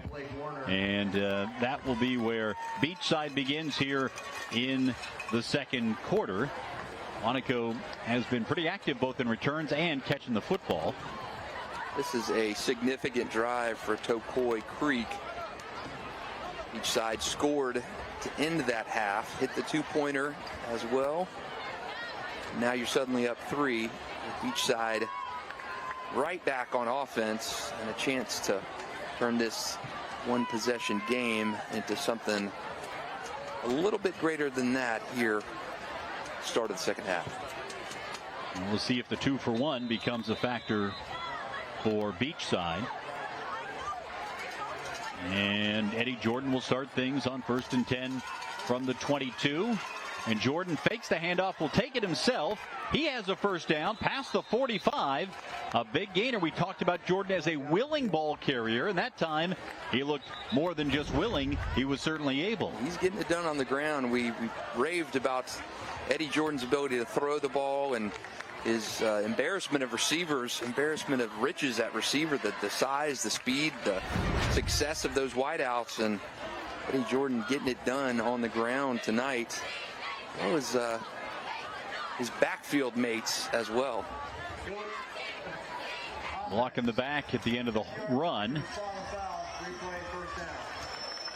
So that'll bring a big gainer back for Jordan on the ground. But there is an impact. That's the first time we've seen Jordan take off and run shy of the touchdown run, the short run, and escaping pressure. This could have been a hold as well. Yeah. A hold or a block in the back. Take your choice right there. Pretty blatant to see. So it'll be 1st and 7. The old 1st and 7 play because it's assessed from the point of the penalty. And Jordan with House behind him. He will give it to House, running left, and got a couple. House in the first half had 60 yards receiving, 24 rushing. It was a bigger impact out of the backfield in terms of yards, but scored a rushing touchdown and ran in a 2-pointer. The two-way player for the Barracudas. darn good running back, though. Really is. Jake House. One of the many underclassmen on this Barracudas team. Well, think about it. A couple of years ago, there was no senior class. He didn't have any seniors in the school. As Jordan runs again and picks up a first down. No flags this time around. For both these schools, when you start out, you just have freshmen and sophomores, maybe a junior here or there. But no senior class, no seniors in the school in the first year. Those underclassmen really can take some ownership of the school and of the program. And I think a lot of those guys who have come through and have spent 3 or 4 years in these programs now are suddenly really finding themselves as leaders and guys who are sort of the keepers of the history of these two programs. Jordan going to run it again. Now he's going to try to throw and just throws it away.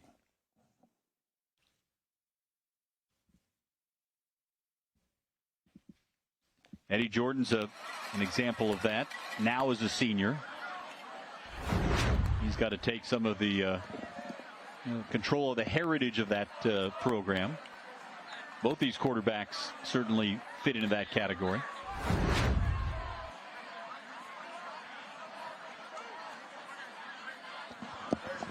They're going to wave off the penalty.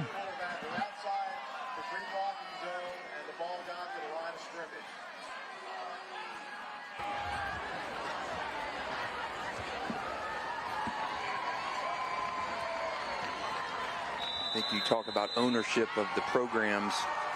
I think with those young and building programs, you really do see that more so now than you do with some of the established programs. Really a personal attachment to these schools for a lot of these players.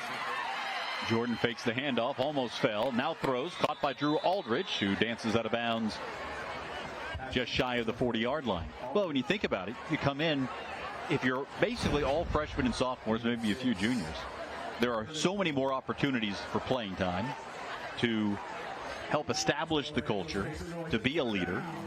And once you've been a leader for a year or two, and now here comes your senior year, and you know, hey, I want to leave my mark on this program, and I can based on what I've done so far. So Eddie Jordan is the all-time leading passer at Beachside. Whether that will last very long or not, who knows? But it's going to matter to him. Misfires on this one. And other schools, as you mentioned, have gone through that. Newer schools that have popped up over the last 20 years, like Bartram Trail, Creekside, Bonavida. And I remember covering the Bartrams and the Menendezes when they opened up, and later the Creeksides and the Ponavedras and the Oakleafs, the Atlantic Coast, and you remember those players from those first years. Mm-hmm. You know, the Bartram Trail had a remarkable first season. Ponavedra did not have a good season, 2-8 in its first year. Bartram Trail had a winning record. I believe they were 7-3 as a first-year program. Yeah, there's no guarantee that you start off high, even in a setting like St. Johns County where the support is so great and some of the resources are there as well. 4th and 4, and here comes the punting team on, and Owen Carey will punt it away for the first time. You've seen his strong leg kicking field goals and kicking off. Let's see how he does punting it here. Good defensive series for Tocoi. The whole Beachside to have it punted away here in the opening drive of the second half. Needed that type of play coming out of the half after having watched Beachside score a touchdown and add the 2-point conversion right before the end of the first half. So nice response from Tocoi. We'll see what they can do should this punt ever go off. Well, one of the things that Zach Harbison, the Tocoi Creek head coach, said about his punt returners, he's number one, we just talk about catch the football, whether it's Julio Santiago or Carter Alvarez or Brighton Baker. They talk every single day about catching the football. So a substitution foul here on Beachside. Yeah, tough start in the second half of the Barracudas. You had a huge run by Eddie Jordan, nullified by a hold, a block in the back, procedure call. Moving backwards, not how you wanted to start. And Santiago and Alvarez back deep in dual safeties.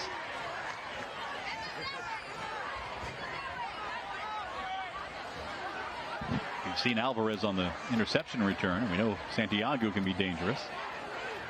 Here's the punt. It is a low bouncer, and nobody will have a chance to return this one.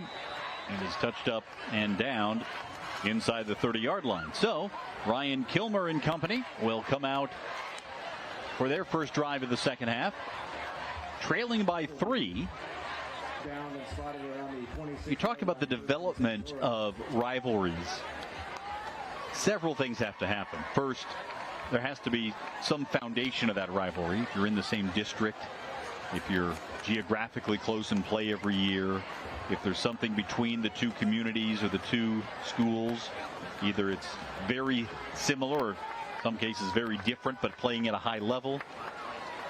But you also have to have games that matter. You have to have games that are competitive and that are close. It certainly was last year when Beachside scored a touchdown to pull it within 3 with 1:18 to play. The games of consequence, games that matter to the players and to the fans, the students. Give it to Galella. Tried to change direction, hit behind the line of scrimmage and dropped on the play. Loss for Tocoi Creek as Aiden Rivera made the tackle, the senior defensive lineman. I do think there is something to be said about a rival by proximity. And with St. Augustine and Menendez, for instance, St. Augustine, the established program, Menendez, the school built to ease overcrowding on St. Augustine back in 2000, opened the same year as Bartram Trail, and that was a rivalry by proximity, but it's not been a rivalry on the field. St. Augustine's won all but one of those games in lopsided fashion. Kilmer to throw to the far side, a short completion. Devin Woods, who has a touchdown in this game, went down to make the catch. Give him a 4-yard gain on the play, right at the 30-yard line. Yeah, it doesn't mean that if one team doesn't beat the other that it can't be a rivalry. It depends on how those games play out. Again, this has been a good-natured rivalry between these two so far. Of course, Tocoi hasn't lost one to Beachside, so some of that good nature might change if that changes. Kilmer's pass incomplete. Didn't look like he's on the same page with Baker. So 4th and 6. So both teams can't get much going on the opening drive of the second half. Like just a miscommunication on that route there between Ryan and his receiver.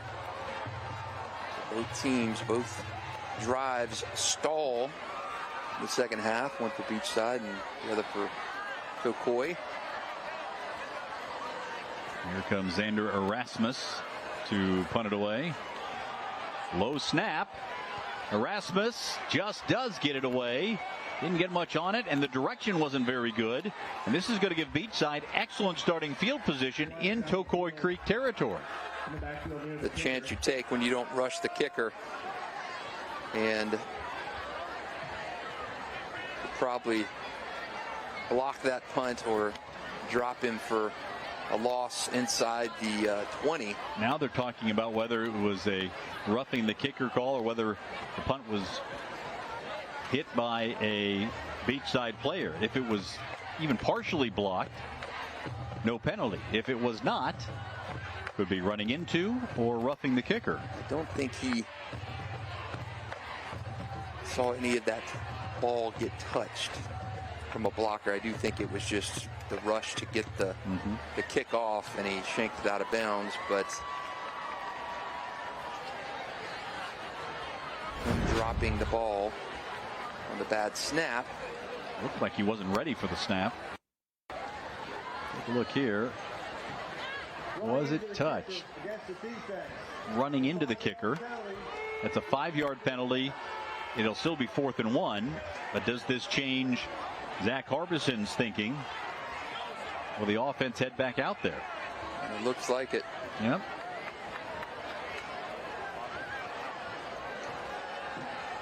Well, now here's the chess match. Do you give it to Galella, who's been such a good runner so far today? Looks like they're lining up in that same formation with 3 blockers in the backfield ahead of Galella. Sort of a wildcat formation.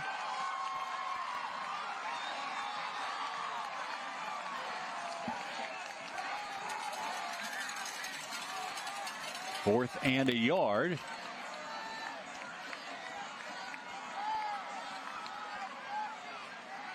You try and get him to jump. You really run this play here. You could probably do a little bit of both. They'll run it. Galella running right has the first down.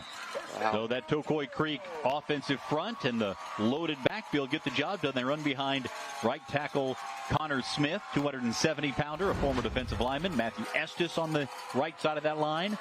And they bring in the extra beef there, including Trent Kelly, the defensive tackle, to help pave the way. Wow, that has been 2 tonight on Beachside. 2 massive penalties. One on 4th down, the other on a 3rd and long earlier in the game. A pass interference call that have given Tocoi Creek new life. They scored on the first time, and they had the new set of downs, and that's also 2 4th down conversions for the Toros. Now Kilmer going to throw it short, caught by Santiago, breaks away once. Can he get another one? Gets to the outside and steps out of bounds at the 39-yard line. Boy, every time Julio Santiago has the ball in his hands, you just hold your breath. He is so explosive, but could not get to the outside in this particular occasion. And to cut it back and try and reverse course, but I think wisely got out of bounds there and avoided any damage, and gets Tocoi another shot here on 2nd down. Kilmer, 138 yards passing in the first half. We'll give it to Galella here. There's Galella banging his way forward past the 45, and he's going to be close to a first down once again as Galella approaches the 100-yard mark in this ball game. Galella running so well between the tackles, and he is just, credit to his offensive line too. They are open in holes for him, and he is taking advantage. You've got running strong. You've got some beef up front. We mentioned Connor Smith at 270. The center, Deshaun Blackman's 280 pounds. And the left guard, Jamarcus Webb, is 270. So you've got some muscle up front. Calling for a measurement here. That close to the first? I didn't think so, but maybe Zach Harbison asking for the measurement might want to just give Galella a little breather here, because he's probably going to get it again on 3rd and 1.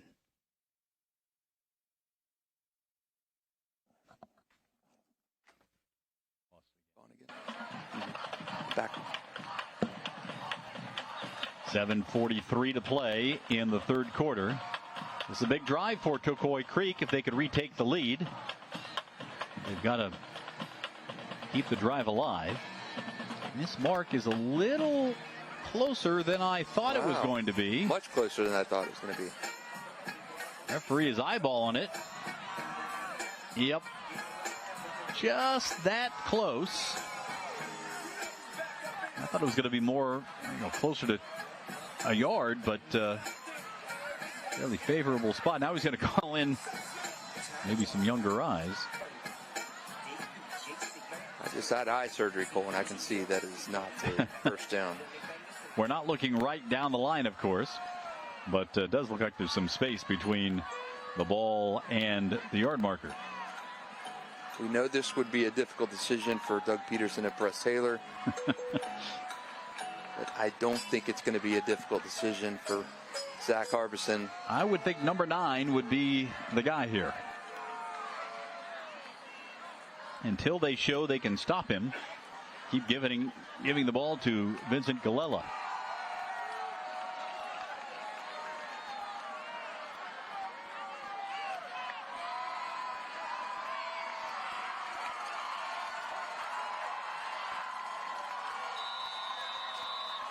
Galella is right next to Kilmer in the backfield. And he gets it, and he gets the first down and more to the 45-yard line of Beachside. Very impressive running by Galella in this ball game. He's over 100 yards for the second time this year. It's just straight, no frills, run right at you, and Darren Beachside to tackle him. I'll give it to him again. Found 3, maybe 4. Helmet came off of Aiden Rivera, the defensive tackle for Beachside. He'll have to come out of play. So don't be surprised if Galella gets it again. No, Chase McNeil is in the ball game now. Nope, bigger problem. That is Galella. He stayed in. Bring Devin Woods over to bring a play in. Woods is taking a routine pass and turned it into 6. Julio Santiago up top with him as well. And play clock is winding down. The official timeout. Play clock became inoperable for a moment.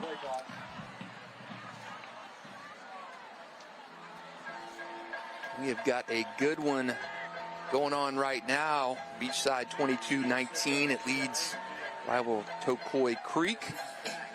That's not the only game we've got going on around the area. A lot of action on the First Coast tonight. And to take a trip around the area, hit that QR code on your screen right now. You'll find the score of not only this game that you're watching, but quite a few others, including games like Mandarin and Rockledge. Mustangs up 24-7 in that one. Fleming Island and Creekside, the Golden Eagles up by a couple touchdowns in that one. All those games and a whole lot more. Just hit that QR code on your screen for a trip around the First Coast for some high school football scores. Riverside and Trinity Christian tied at 14.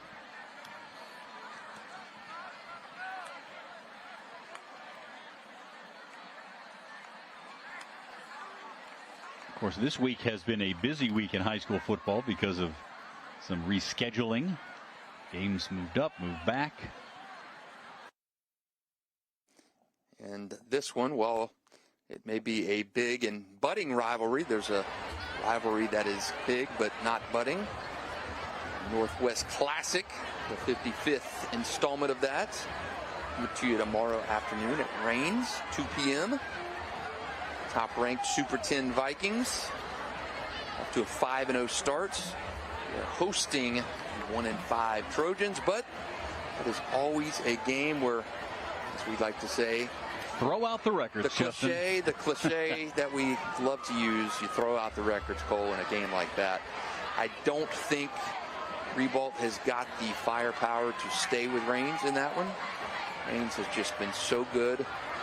Quarterback TJ Cole, he accounted for 7 touchdowns last week in the win over Riverside. We saw them in the opener beat Bulls. And very impressive. Another game right now. Good update. Union County 40. Zarephath Academy 6. That's a battle of unbeatens out in Lake Butler. The Bulldogs up 28-3 over Columbia. At White 16. Atlantic Coast 9. A lot of good ones tonight. Kilmer will hand it off. Here's Galella again. This time running to the outside. Got inside the 40.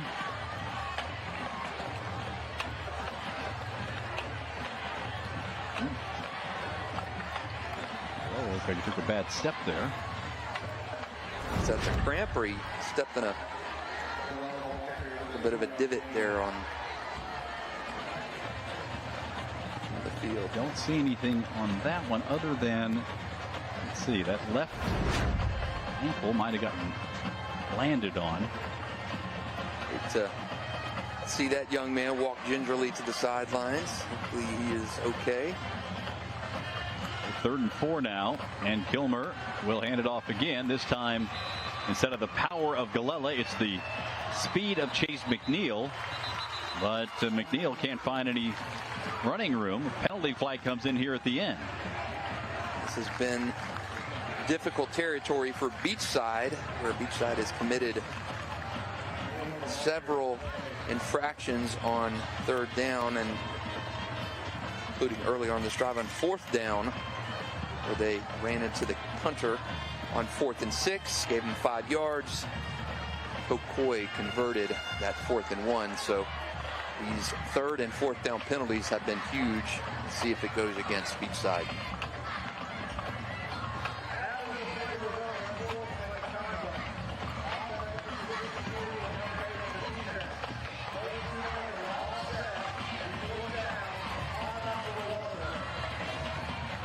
And so offsetting penalties.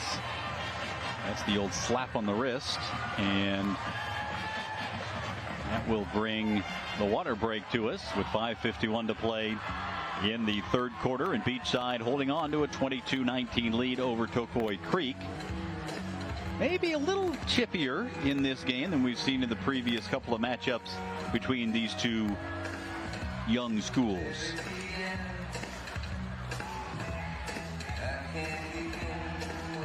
Finals starting to roll in.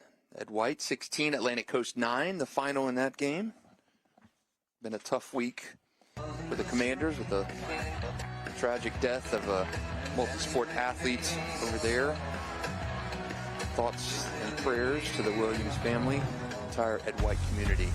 Right now is a good time to remind you, if you like high school sports, we've got the Varsity 4 podcast that's coming to you every week. Sponge Franklin and I cover a lot of ground, most of it on high school football, but occasionally we've got some other content in there. You can find that over on the sports page, newsforjacks.com, or head over to Apple Podcasts, Spotify, Amazon, or Google, and you can listen to it there. We've got a new episode every week during the high school football season.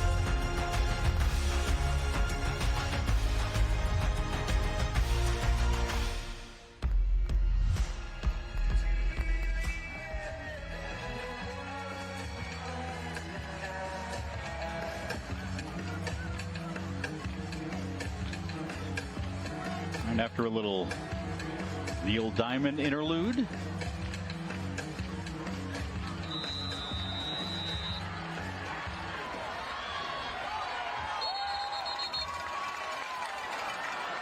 I'll try to get things going at some point. And a timeout called by Beachside. Beachside using the first timeout of the second half.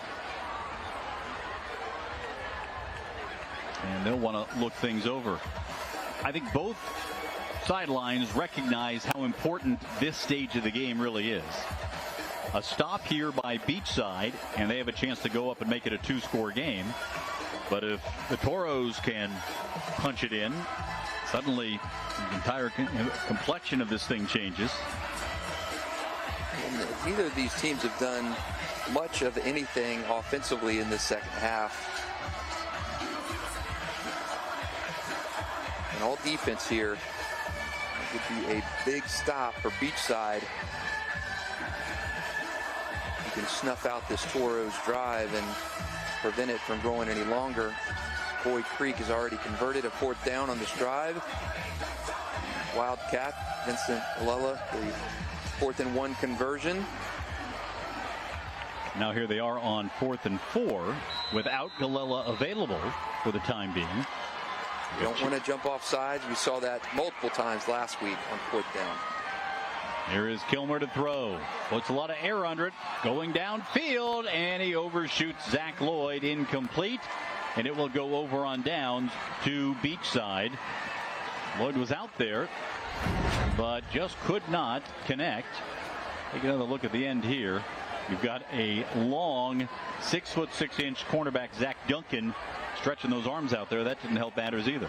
Yeah, and I think he just kind of got twisted around, body positioning on that throw, and he was in the wrong body contortion to really track down that pass. So Beachside holds on 4th down. As you mentioned, Cole, a drive here. Get in the end zone, you're up 2 scores. in a rivalry game on the road. Your defense playing extremely well. Eddie Jordan has been very accurate as a passer. He'll hand it off. And House driving those legs forward. Well, they blew the whistle before his forward progress was completely stopped. He kept pushing forward. They give him forward progress to the 45-yard line. And House is a little slow getting up. And now he's not getting up. He was leaning forward and putting those shoulders into the thigh pads of some defenders. And well, if that's a cramp, he's stretching his right leg out. Hoping that's just looks like a cramp. The hamstring tightening up there.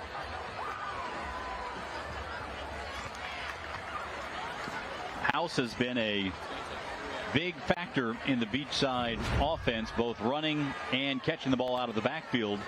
He has gone over 100 yards of total offense in this game. And I think you can make the case that he's been the most valuable player for the Barracudas tonight. I think so, and we've talked ad nauseum about the receiving core on Beachside. Man, House has done it. Catching the ball, running hard between the tackles, the two-point run. He has done everything tonight, and the expected air raid of this offense, and we've turned into almost the ground attack with House and Eddie Jordan leading the way. 2nd down and 3. Jordan will hand it off. And this is Marco Lanza running to the left side. Couldn't find much running room over there. Lanza, the ball carrier. He's brought down by number 0, Trent Kelly. Trent Kelly leading the charge, along with Aiden Matos. 2 names we have called an awful lot on that Tocoi Creek defense tonight. Very evenly matched teams in this one. Very evenly matched. Here's a big 3rd and 1 call. And Jordan's going to keep it on the option there. I think he had the option to hand it off and waited to the last minute. Lanza didn't know for sure if he was going to get the carry or not, but Jordan picks up the 1st down. Left it in his belly till the very last second.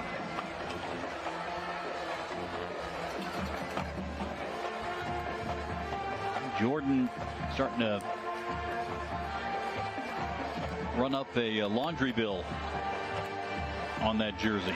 He and Lanza both have got some good stains on there. From the midfield stripe, here is Lanza running up the middle. Got 3, maybe 4. They give him to the 47-yard line, and the clock continues to roll here late in the 3rd quarter of what has been a very entertaining surf and turf rivalry game. Very effective ground game by Beachside. Much more effective than I thought we would see tonight from the Barracudas. Let's see House back in the game yet. See that cramp or hamstring is coming, settling back down.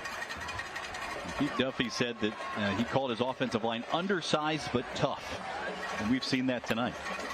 With only 1 senior on that offensive line. On 2nd down, Jordan will throw it. Fires one too high and outside. Tried to get it to Maddox Hunstead. And at 6'5", he couldn't quite reach all the way up and out for this one. A hand on it, but couldn't haul it in. I'd like to see the kid going back over and getting the loose ball. After the incompletion. Hustle play, as you'd like to say. 3rd and 7 for Jordan. He'll look to throw and connects on the far side. 1st down for Beachside as he connected with Drew Aldridge. Take another look here at the delivery by Jordan. It was such a pretty ball.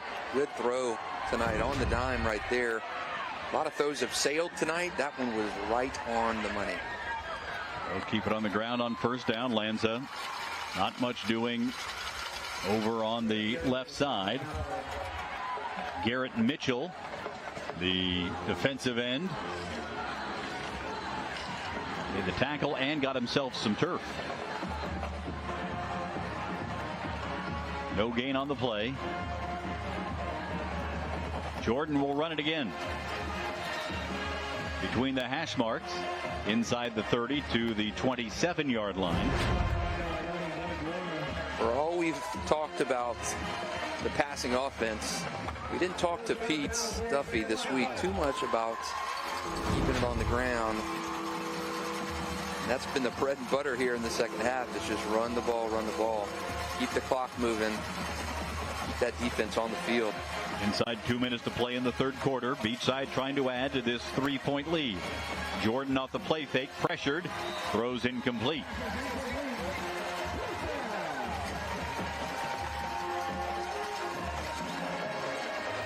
And coming into this game, Jordan was averaging 7 carries for 20 yards a contest.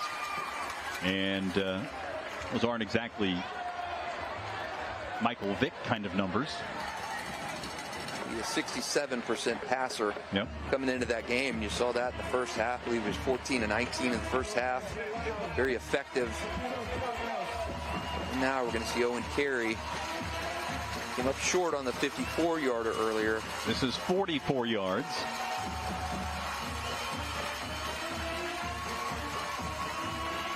As long this year is 47. This one on the way and no good. Missed it to the left. So 54 and 44 are no good. As you take a look from behind at this one. When you overswing, a lot of times you'll see it go left for a kicker, and that one went way left. Way left. He was short earlier on the 54 and wide left on the 44. So a tough night for Owen lining up for kick, but the guy has got a bright future at the next level. Well, here we go. So far, no scoring in the second half, and we've played more than 10 minutes of the third quarter. So Ryan Kilmer back out there for Tocoi Creek, and he will hand it off.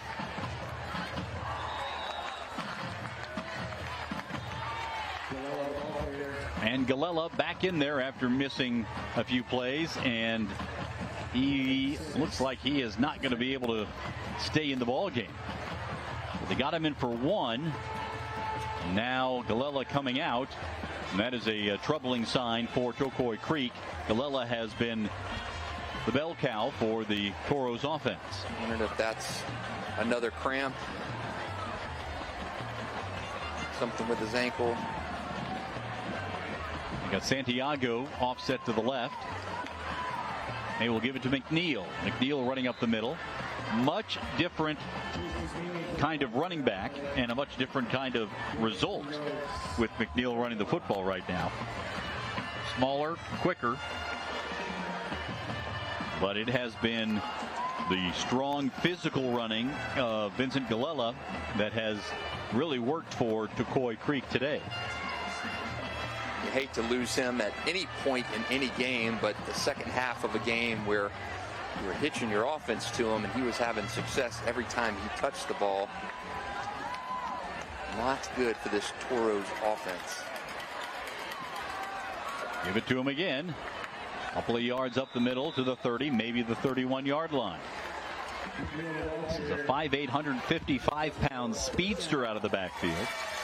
And he was able to get it past the 30 for a first down, so just enough to move the chains. After this game, Tocoi Creek travels to Gainesville to face Buchholz. That's a district game. Then at Menendez, and then home against Nice. Those are all games in district. That is a tough stretch. Really Nice may be the best team in the area this season, and that's saying something. I had the chance to see them Monday night against Buchholz. They won in overtime 20-17. Their second OT win in as many weeks. They beat St. Augustine in that 35-34 epic. So He's knocked Tocoi Creek out of the playoffs in week 11 a couple years ago. And it is not an easy second half schedule for either of these teams, regardless of what happens tonight.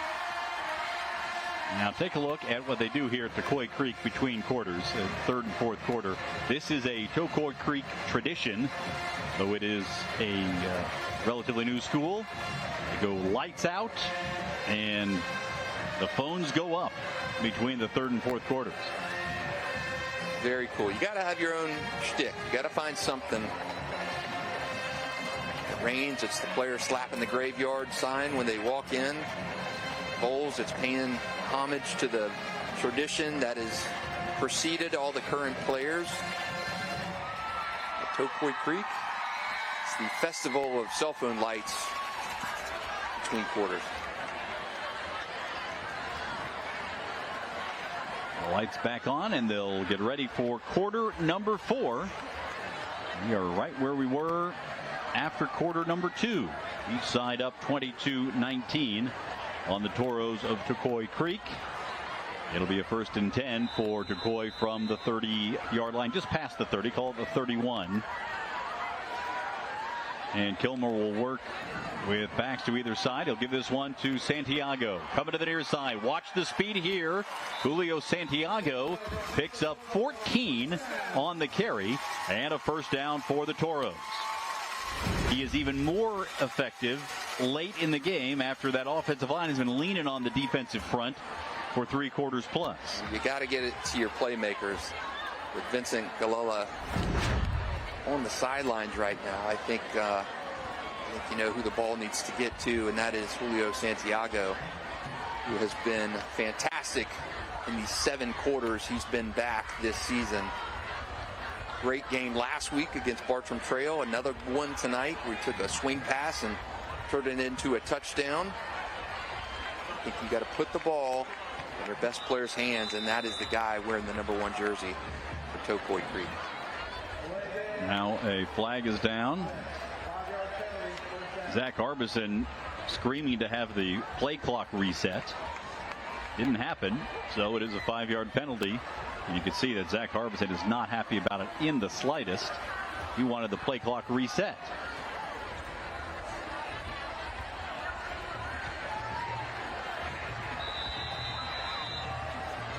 So 1st and 15. Santiago over 1,000 yards receiving for his career, and he's just a junior. He has been a difference maker most of his career. Already has offers from a couple of mid-majors, Eastern Michigan and Western Kentucky. And more to come for his career. Here's Kilmer, double clutching, firing deep, going downfield, and this one is intercepted. Oh, dropped. And dropped. Oh, goodness. Wow. Right in the arms of Zach Duncan. We talked about him with his size at 6'6", former wide receiver. That's a bad throw there. He would love to have that one back. Not even close. That's a jump ball.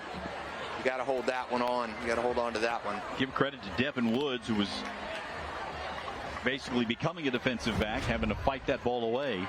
And Kilmer got away with one there. Dodged a proverbial bullet. Cannot make that type of throw in the 4th quarter of a 3-point game.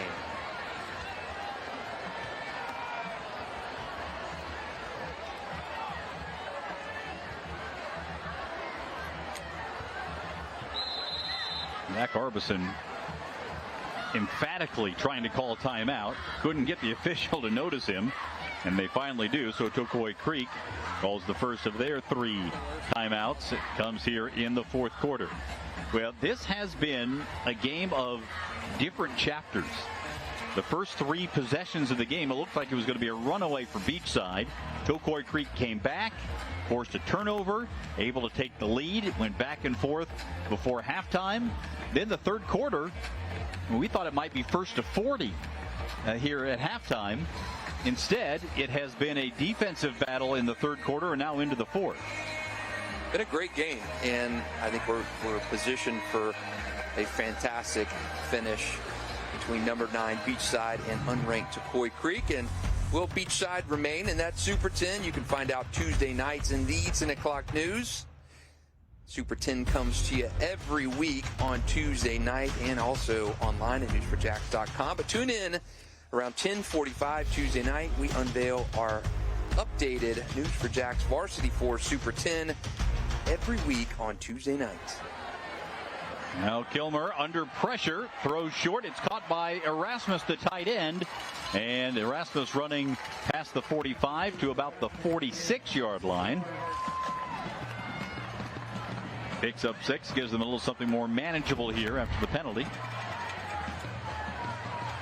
There was pressure right off the jump for Ryan Kilmer to contend with.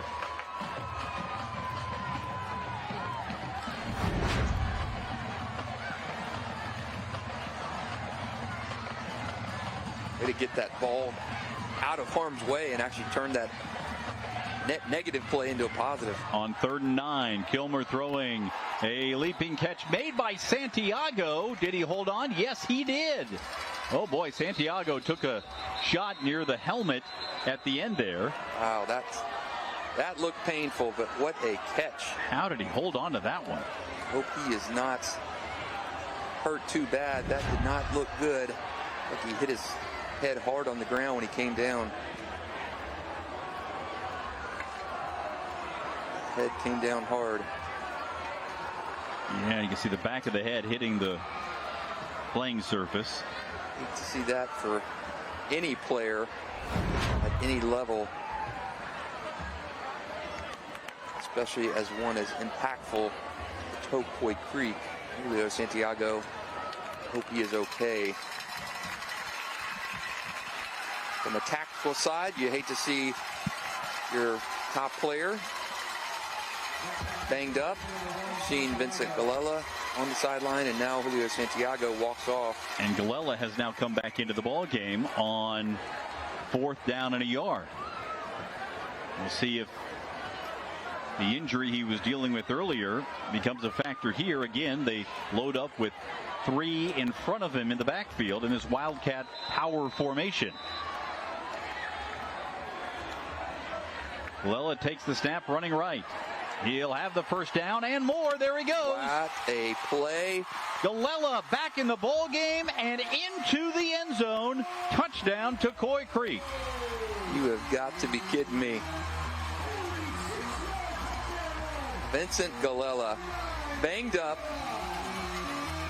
He'd come out of the game between his last 2 carries. You put him in on 4th down after Julio Santiago goes out with an injury. You need to get 1 yard. You get a lot more than that. 46 yards for the touchdown. And Galella's big night continues after a bit of a respite. He has been the tip of the spear for this offense. Extra point is up, and they're going to whistle before the snap. And this is not good for Tocoi Creek because their first touchdown, we saw a penalty right after the flag and the unsportsmanlike in the end zone. False start here. PAT was no good. They wound up having to kick off, penalize. The return from Beachside put them in excellent field position. So this is a crucial PAT. Makes it a touchdown game and not a field goal game. Zach Lloyd is the holder. Jack Tsoukalis, the kicker, and he boots this one up and good.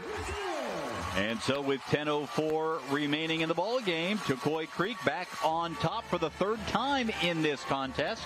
26-22, a 4-point lead. Thanks to the running of Vincent Galella, he has been, dare I say, the bell cow for the Toros. He has run hard and effectively in this ball game, Justin. It has been the Vincent Galella show tonight, be it running between the tackles, which he's done most of the game, like we see right there, or the 4th and 1 play where he turned it on and turned the corner and simply outran everybody to the end zone. Vincent Galella saw the Julio Santiago show last week, and it is the Vincent Galella highlight reel tonight for the Toros. This play right here, the unbelievable highlight reel play. Vincent Galella having himself a game. He came into tonight with 379 yards rushing on the season. And he has certainly improved his stats with his performance against Beachside. And now the return out to the 30-yard line by Drew Watson.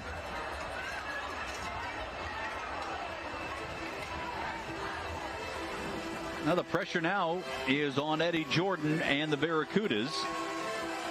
As we mentioned, both these teams came in 4-1. We expected a high-scoring, highly contested ball game, and we've had that for the most part, although no scoring in the third quarter at all.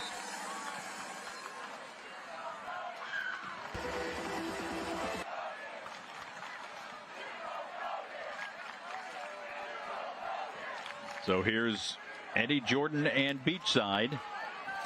Try to answer. Started off on the ground.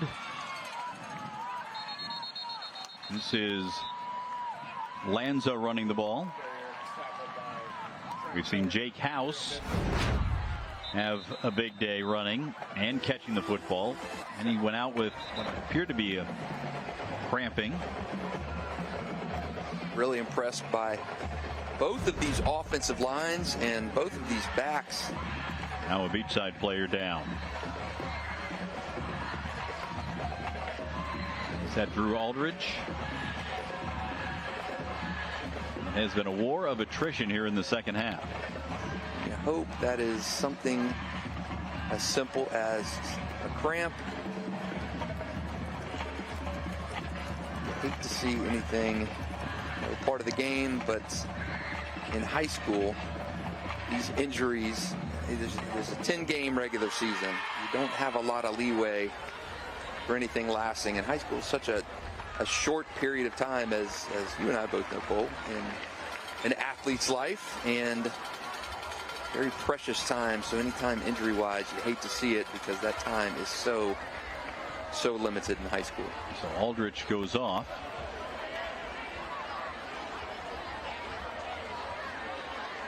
Instead comes back on. What a game for Vincent Galella. 18 carries, 158 yards.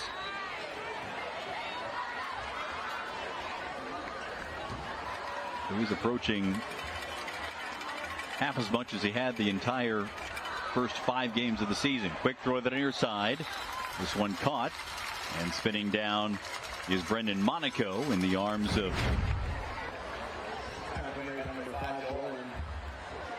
Andrew Dolan, the part-time running back, now playing some defense.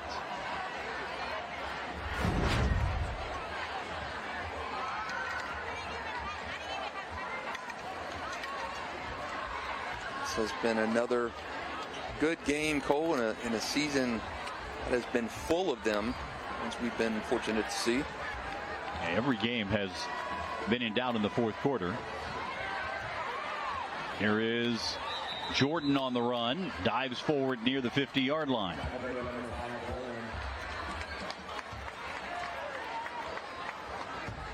I think if you would talk about the state of high school football in our area this year, maybe not as many top teams as we have in some past years, but boy, the upper middle class, so to speak, very competitive. Yeah, and I think with teams losing like St. Augustine, the Mandarin injuries, we've had it more diluted than originally thought. But you've got teams like Beachside, like Tocoi Creek, like Fleming Island, like the Creeksides and Ponte Vedras that have really made this maybe not as top-heavy of a season as we were expecting, but man, really, really good balance and really strong teams in that middle cut. Yeah, there's no doubt about it. The expectation of a team like Mandarin, with all those stars and top recruits, you thought they had a chance to really have a special season. They still might based on the postseason. Haven't been quite as dominant because of the injuries. Reigns has been as good as I've seen this year, I think. You mentioned Nice as well. They've had some big wins. You look at the top 3 teams in our Super 10, all undefeated. Reigns 5-0. They play tomorrow against Revolt. Nice undefeated, off this week. They played Monday night and beat Holtz. And Bradford currently up 14-0 over Palatka. They played in the state championship game last year. A good chance to get back there this season.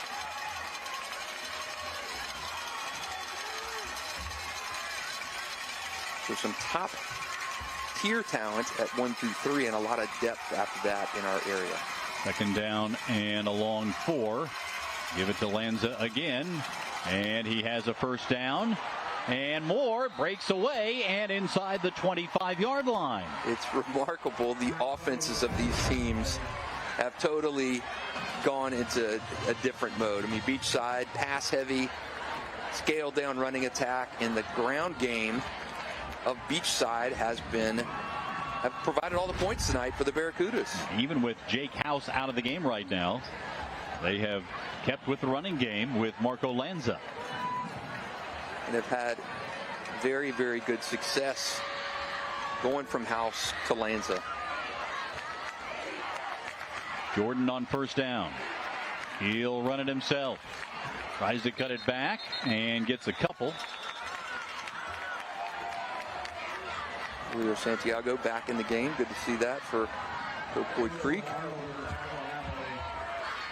If you're Pete Duffy, run that clock. Keep moving the ball in chunks on the ground. Take that time away. Get something out of this drive. 2nd and 9.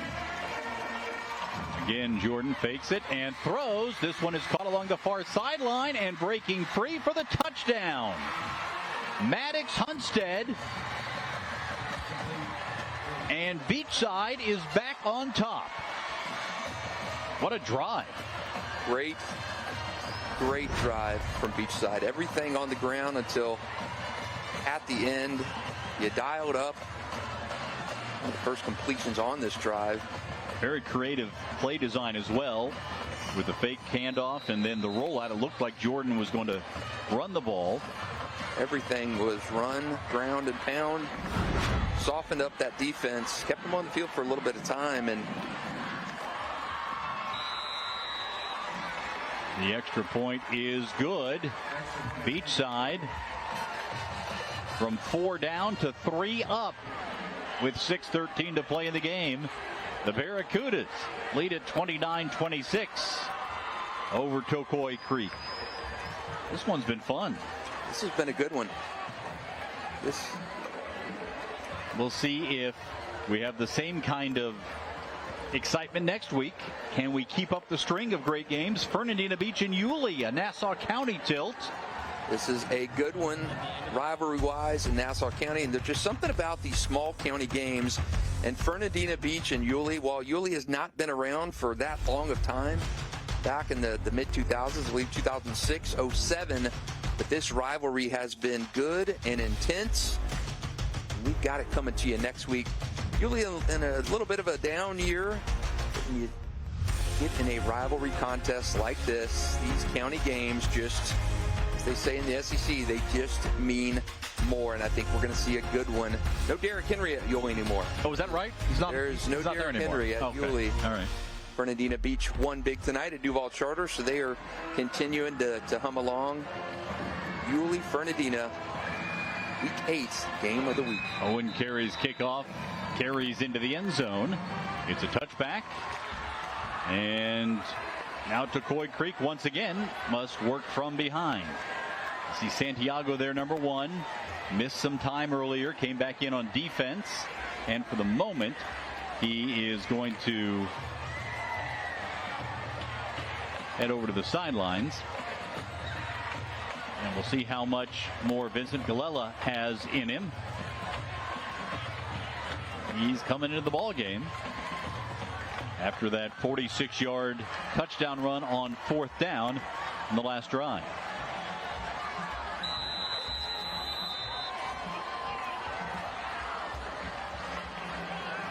First and 10 for Kilmer and company.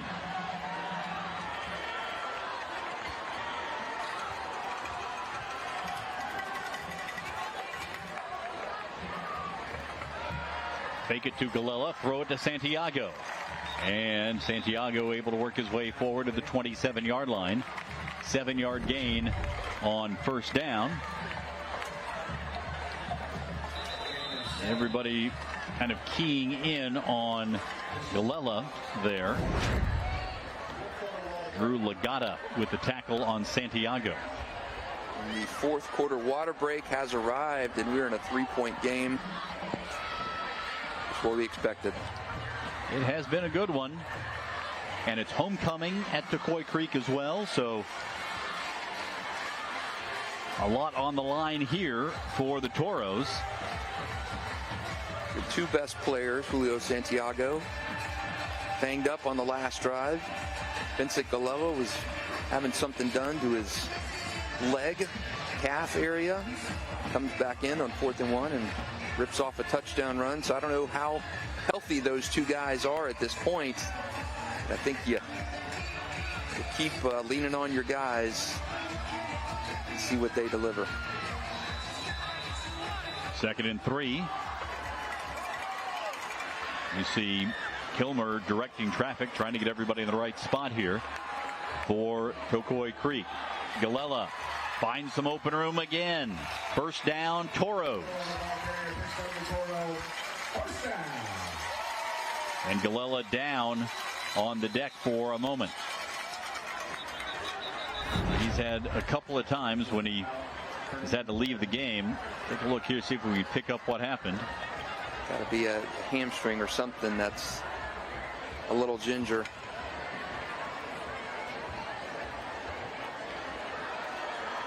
And is just gutting it out tonight. He is in pain. I don't think that's the last time we're going to see Vincent Galella on the field tonight. You see him on the sideline. Lower leg giving him some problems.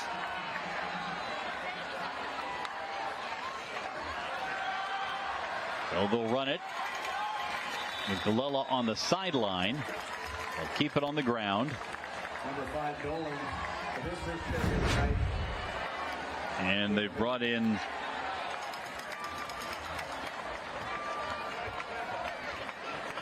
Andrew Dolan to run it here.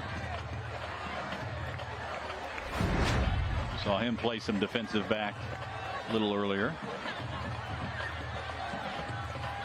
Dolan's a freshman, getting important carries here. The game on the line. There he is again. He's got the 1st down into Beachside territory.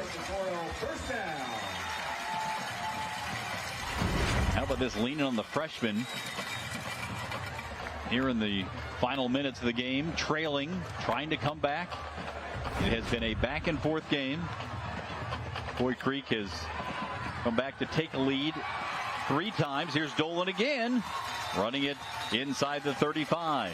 It is remarkable that Tocoi Creek loses their top back, and you sub in Dolan, who has answered the call on this final drive and earlier in the game, and he has gotten this ball well into Beachside territory, come close to ripping off runs on his last 2 carries, breakaway runs. This time nothing doing on the right side. Dolan ran into the arms of Crew Casey, the 3-year starter at linebacker. Makes the big tackle. He had the interception earlier in the game. We'll keep an eye on the clock as well as we go inside 4 minutes to play in this ball game. A 3-point lead for Beachside.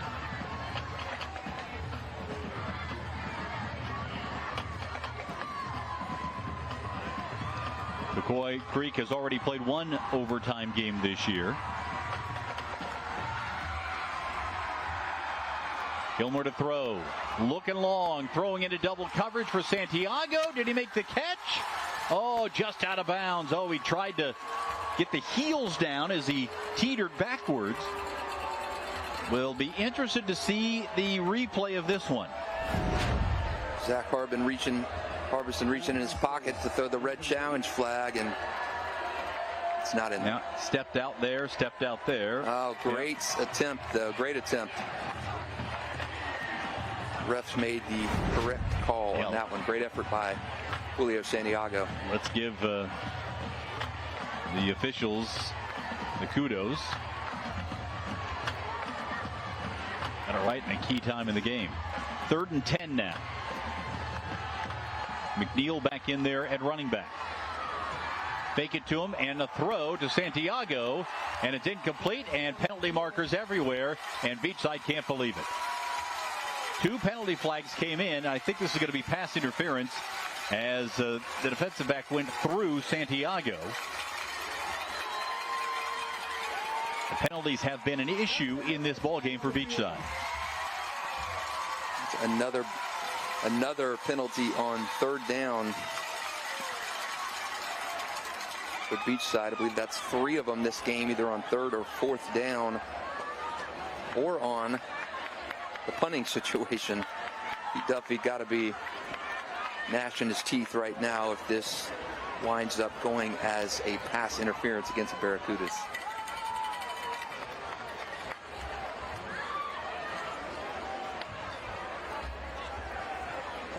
And it is going against Beachside. Let's take a look here.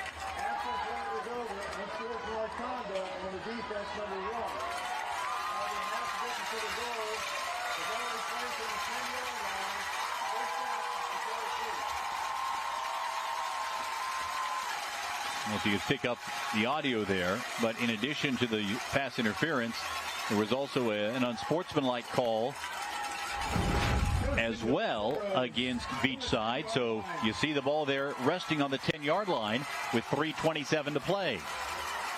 Wow. Big turn of events here. Got Santiago now lined up behind those 3 lead blockers up front.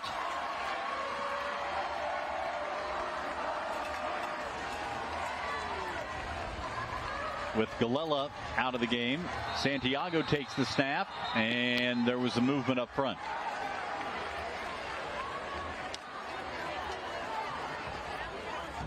Ball start, offense number 62. 5-yard penalty, first down. Both teams have been plagued by penalties in this ball game. Don't think you're thinking field goal or tying this game at this point. You are in the territory to win it. Saw number 11 Blake Warner, the middle linebacker, sent in. He's in there along with Trenton Kelly, who is typically a defensive tackle, and Gavin Powell, another defensive tackle. They shifted over to the left this time. Those 3 guys in a block for Santiago. Santiago trying to pick his way through, and well defended by Beachside. Beachside saying they took the ball away. The officials saying otherwise. Clock continuing to run down toward 3 minutes to play in this 3-point ball game. Got to get in the end zone here. I know that's a master of the obvious, but I don't think you want to potentially set up for a field goal. Missed a PAT already in this game. Got to get in the end zone if you're Tocoi Creek. Take a look here. Santiago was down before the ball came out. A good call by the officials. Now they'll run it again. That was Chase McNeil. And it back to near the 10-yard line. So 3rd and goal from the 10. As you take a look at McNeil running it.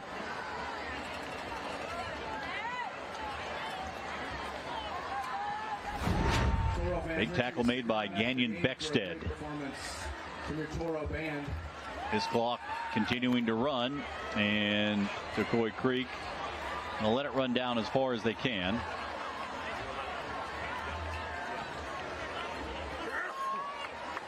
And Zach Harbison, is he going to call a timeout? Yes, he is, with 1:54 to play. Two conservative play calls, I think. Give yourself one shot at the end zone here on third down, and then potentially a shot at a tying field goal if this does not wind up in the end zone. And how different are the options if you have Vincent Gallela healthy and ready to go here? Probably just pounded up the middle with a guy who has had a huge night, but right now injured on the sideline for the third time in this game.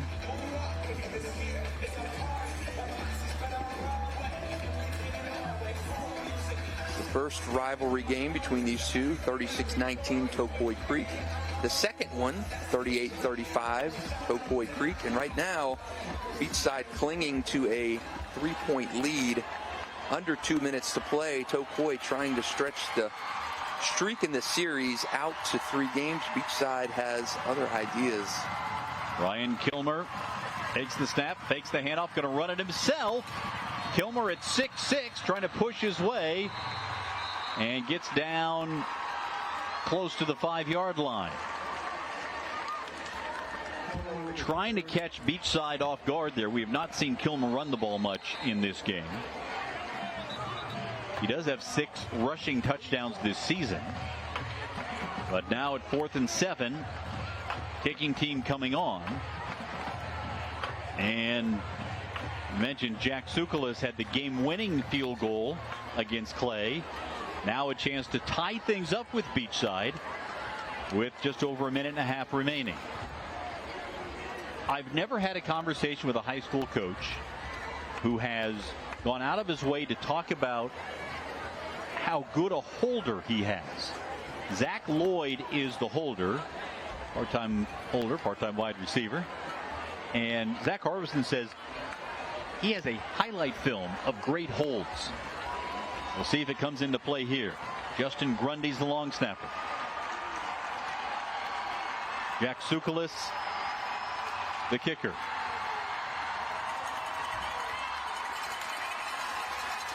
This one from 25 yards out, angled to the left on the hash mark. To tie the game at 29.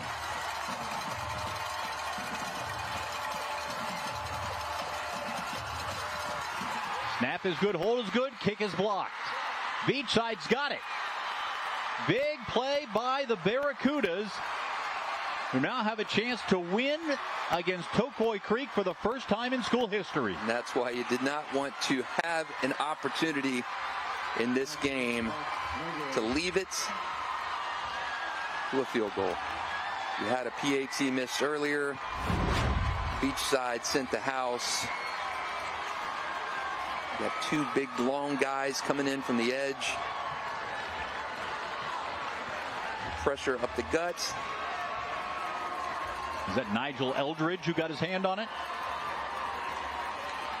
And Beachside looks like it's going to nail down the first win in the surf and turf after a blocked field goal. And what a play on special teams, especially after a double penalty on that Tocoi drive. Gave the Toros the ball, fresh set of downs at the 10-yard line.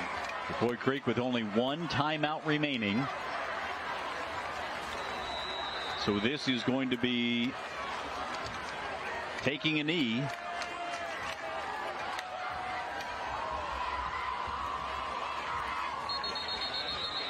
Jordan takes it and just runs into the back of his center. Go back to a couple of those plays when you're Tocoi Creek. First and goal at the 10. You get flagged, you go back 5 yards, and then those 2 plays to me were almost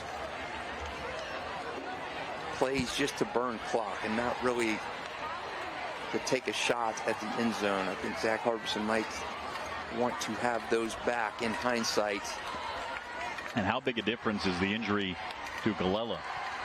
And he was just rolling with it, but could not remain in the game with that lower leg injury. We have got some excellent highlights from around the area, including from our game of the week that you're watching right now. Coming up tonight at 10:30 on Channel 4, our Varsity 4 show. We have got some excellent ones in the area, including highlights from this game of the week. The Surf and Turf coming up to you tonight at 10:30 in the Varsity 4 show. Now's a good time to say, if you're watching our stream right now and we go past 10 o'clock, our news will come on at 10, but don't fret. Game will still be going on. Just scroll over on our webcast on news4jax.com. You can finish watching the last minutes of this game of the week. And it has been a good one, Cole Pepper. It has. Think about the history, the brief history of this rivalry. 2 years ago, Beachside's first game ever was a loss to Tocoi Creek. Last year, Zach Harbison's first game as the head coach of Tocoi Creek. And it was a thriller, 38-35. Now the first win for Beachside against their rivals. They are 1-0 away, and that should do it. For the first time in school history, the Beachside Barracudas win the Surf and Turf rivalry. It was a war of attrition and a game of swings back and forth between these two teams. A rivalry called a friendly rivalry between these two schools. A rivalry of respect, and for the first time, it's the Barracudas coming out on top, 29-26. Beachside improves to 5-1 on the season. They may look to improve their spot in the Varsity 10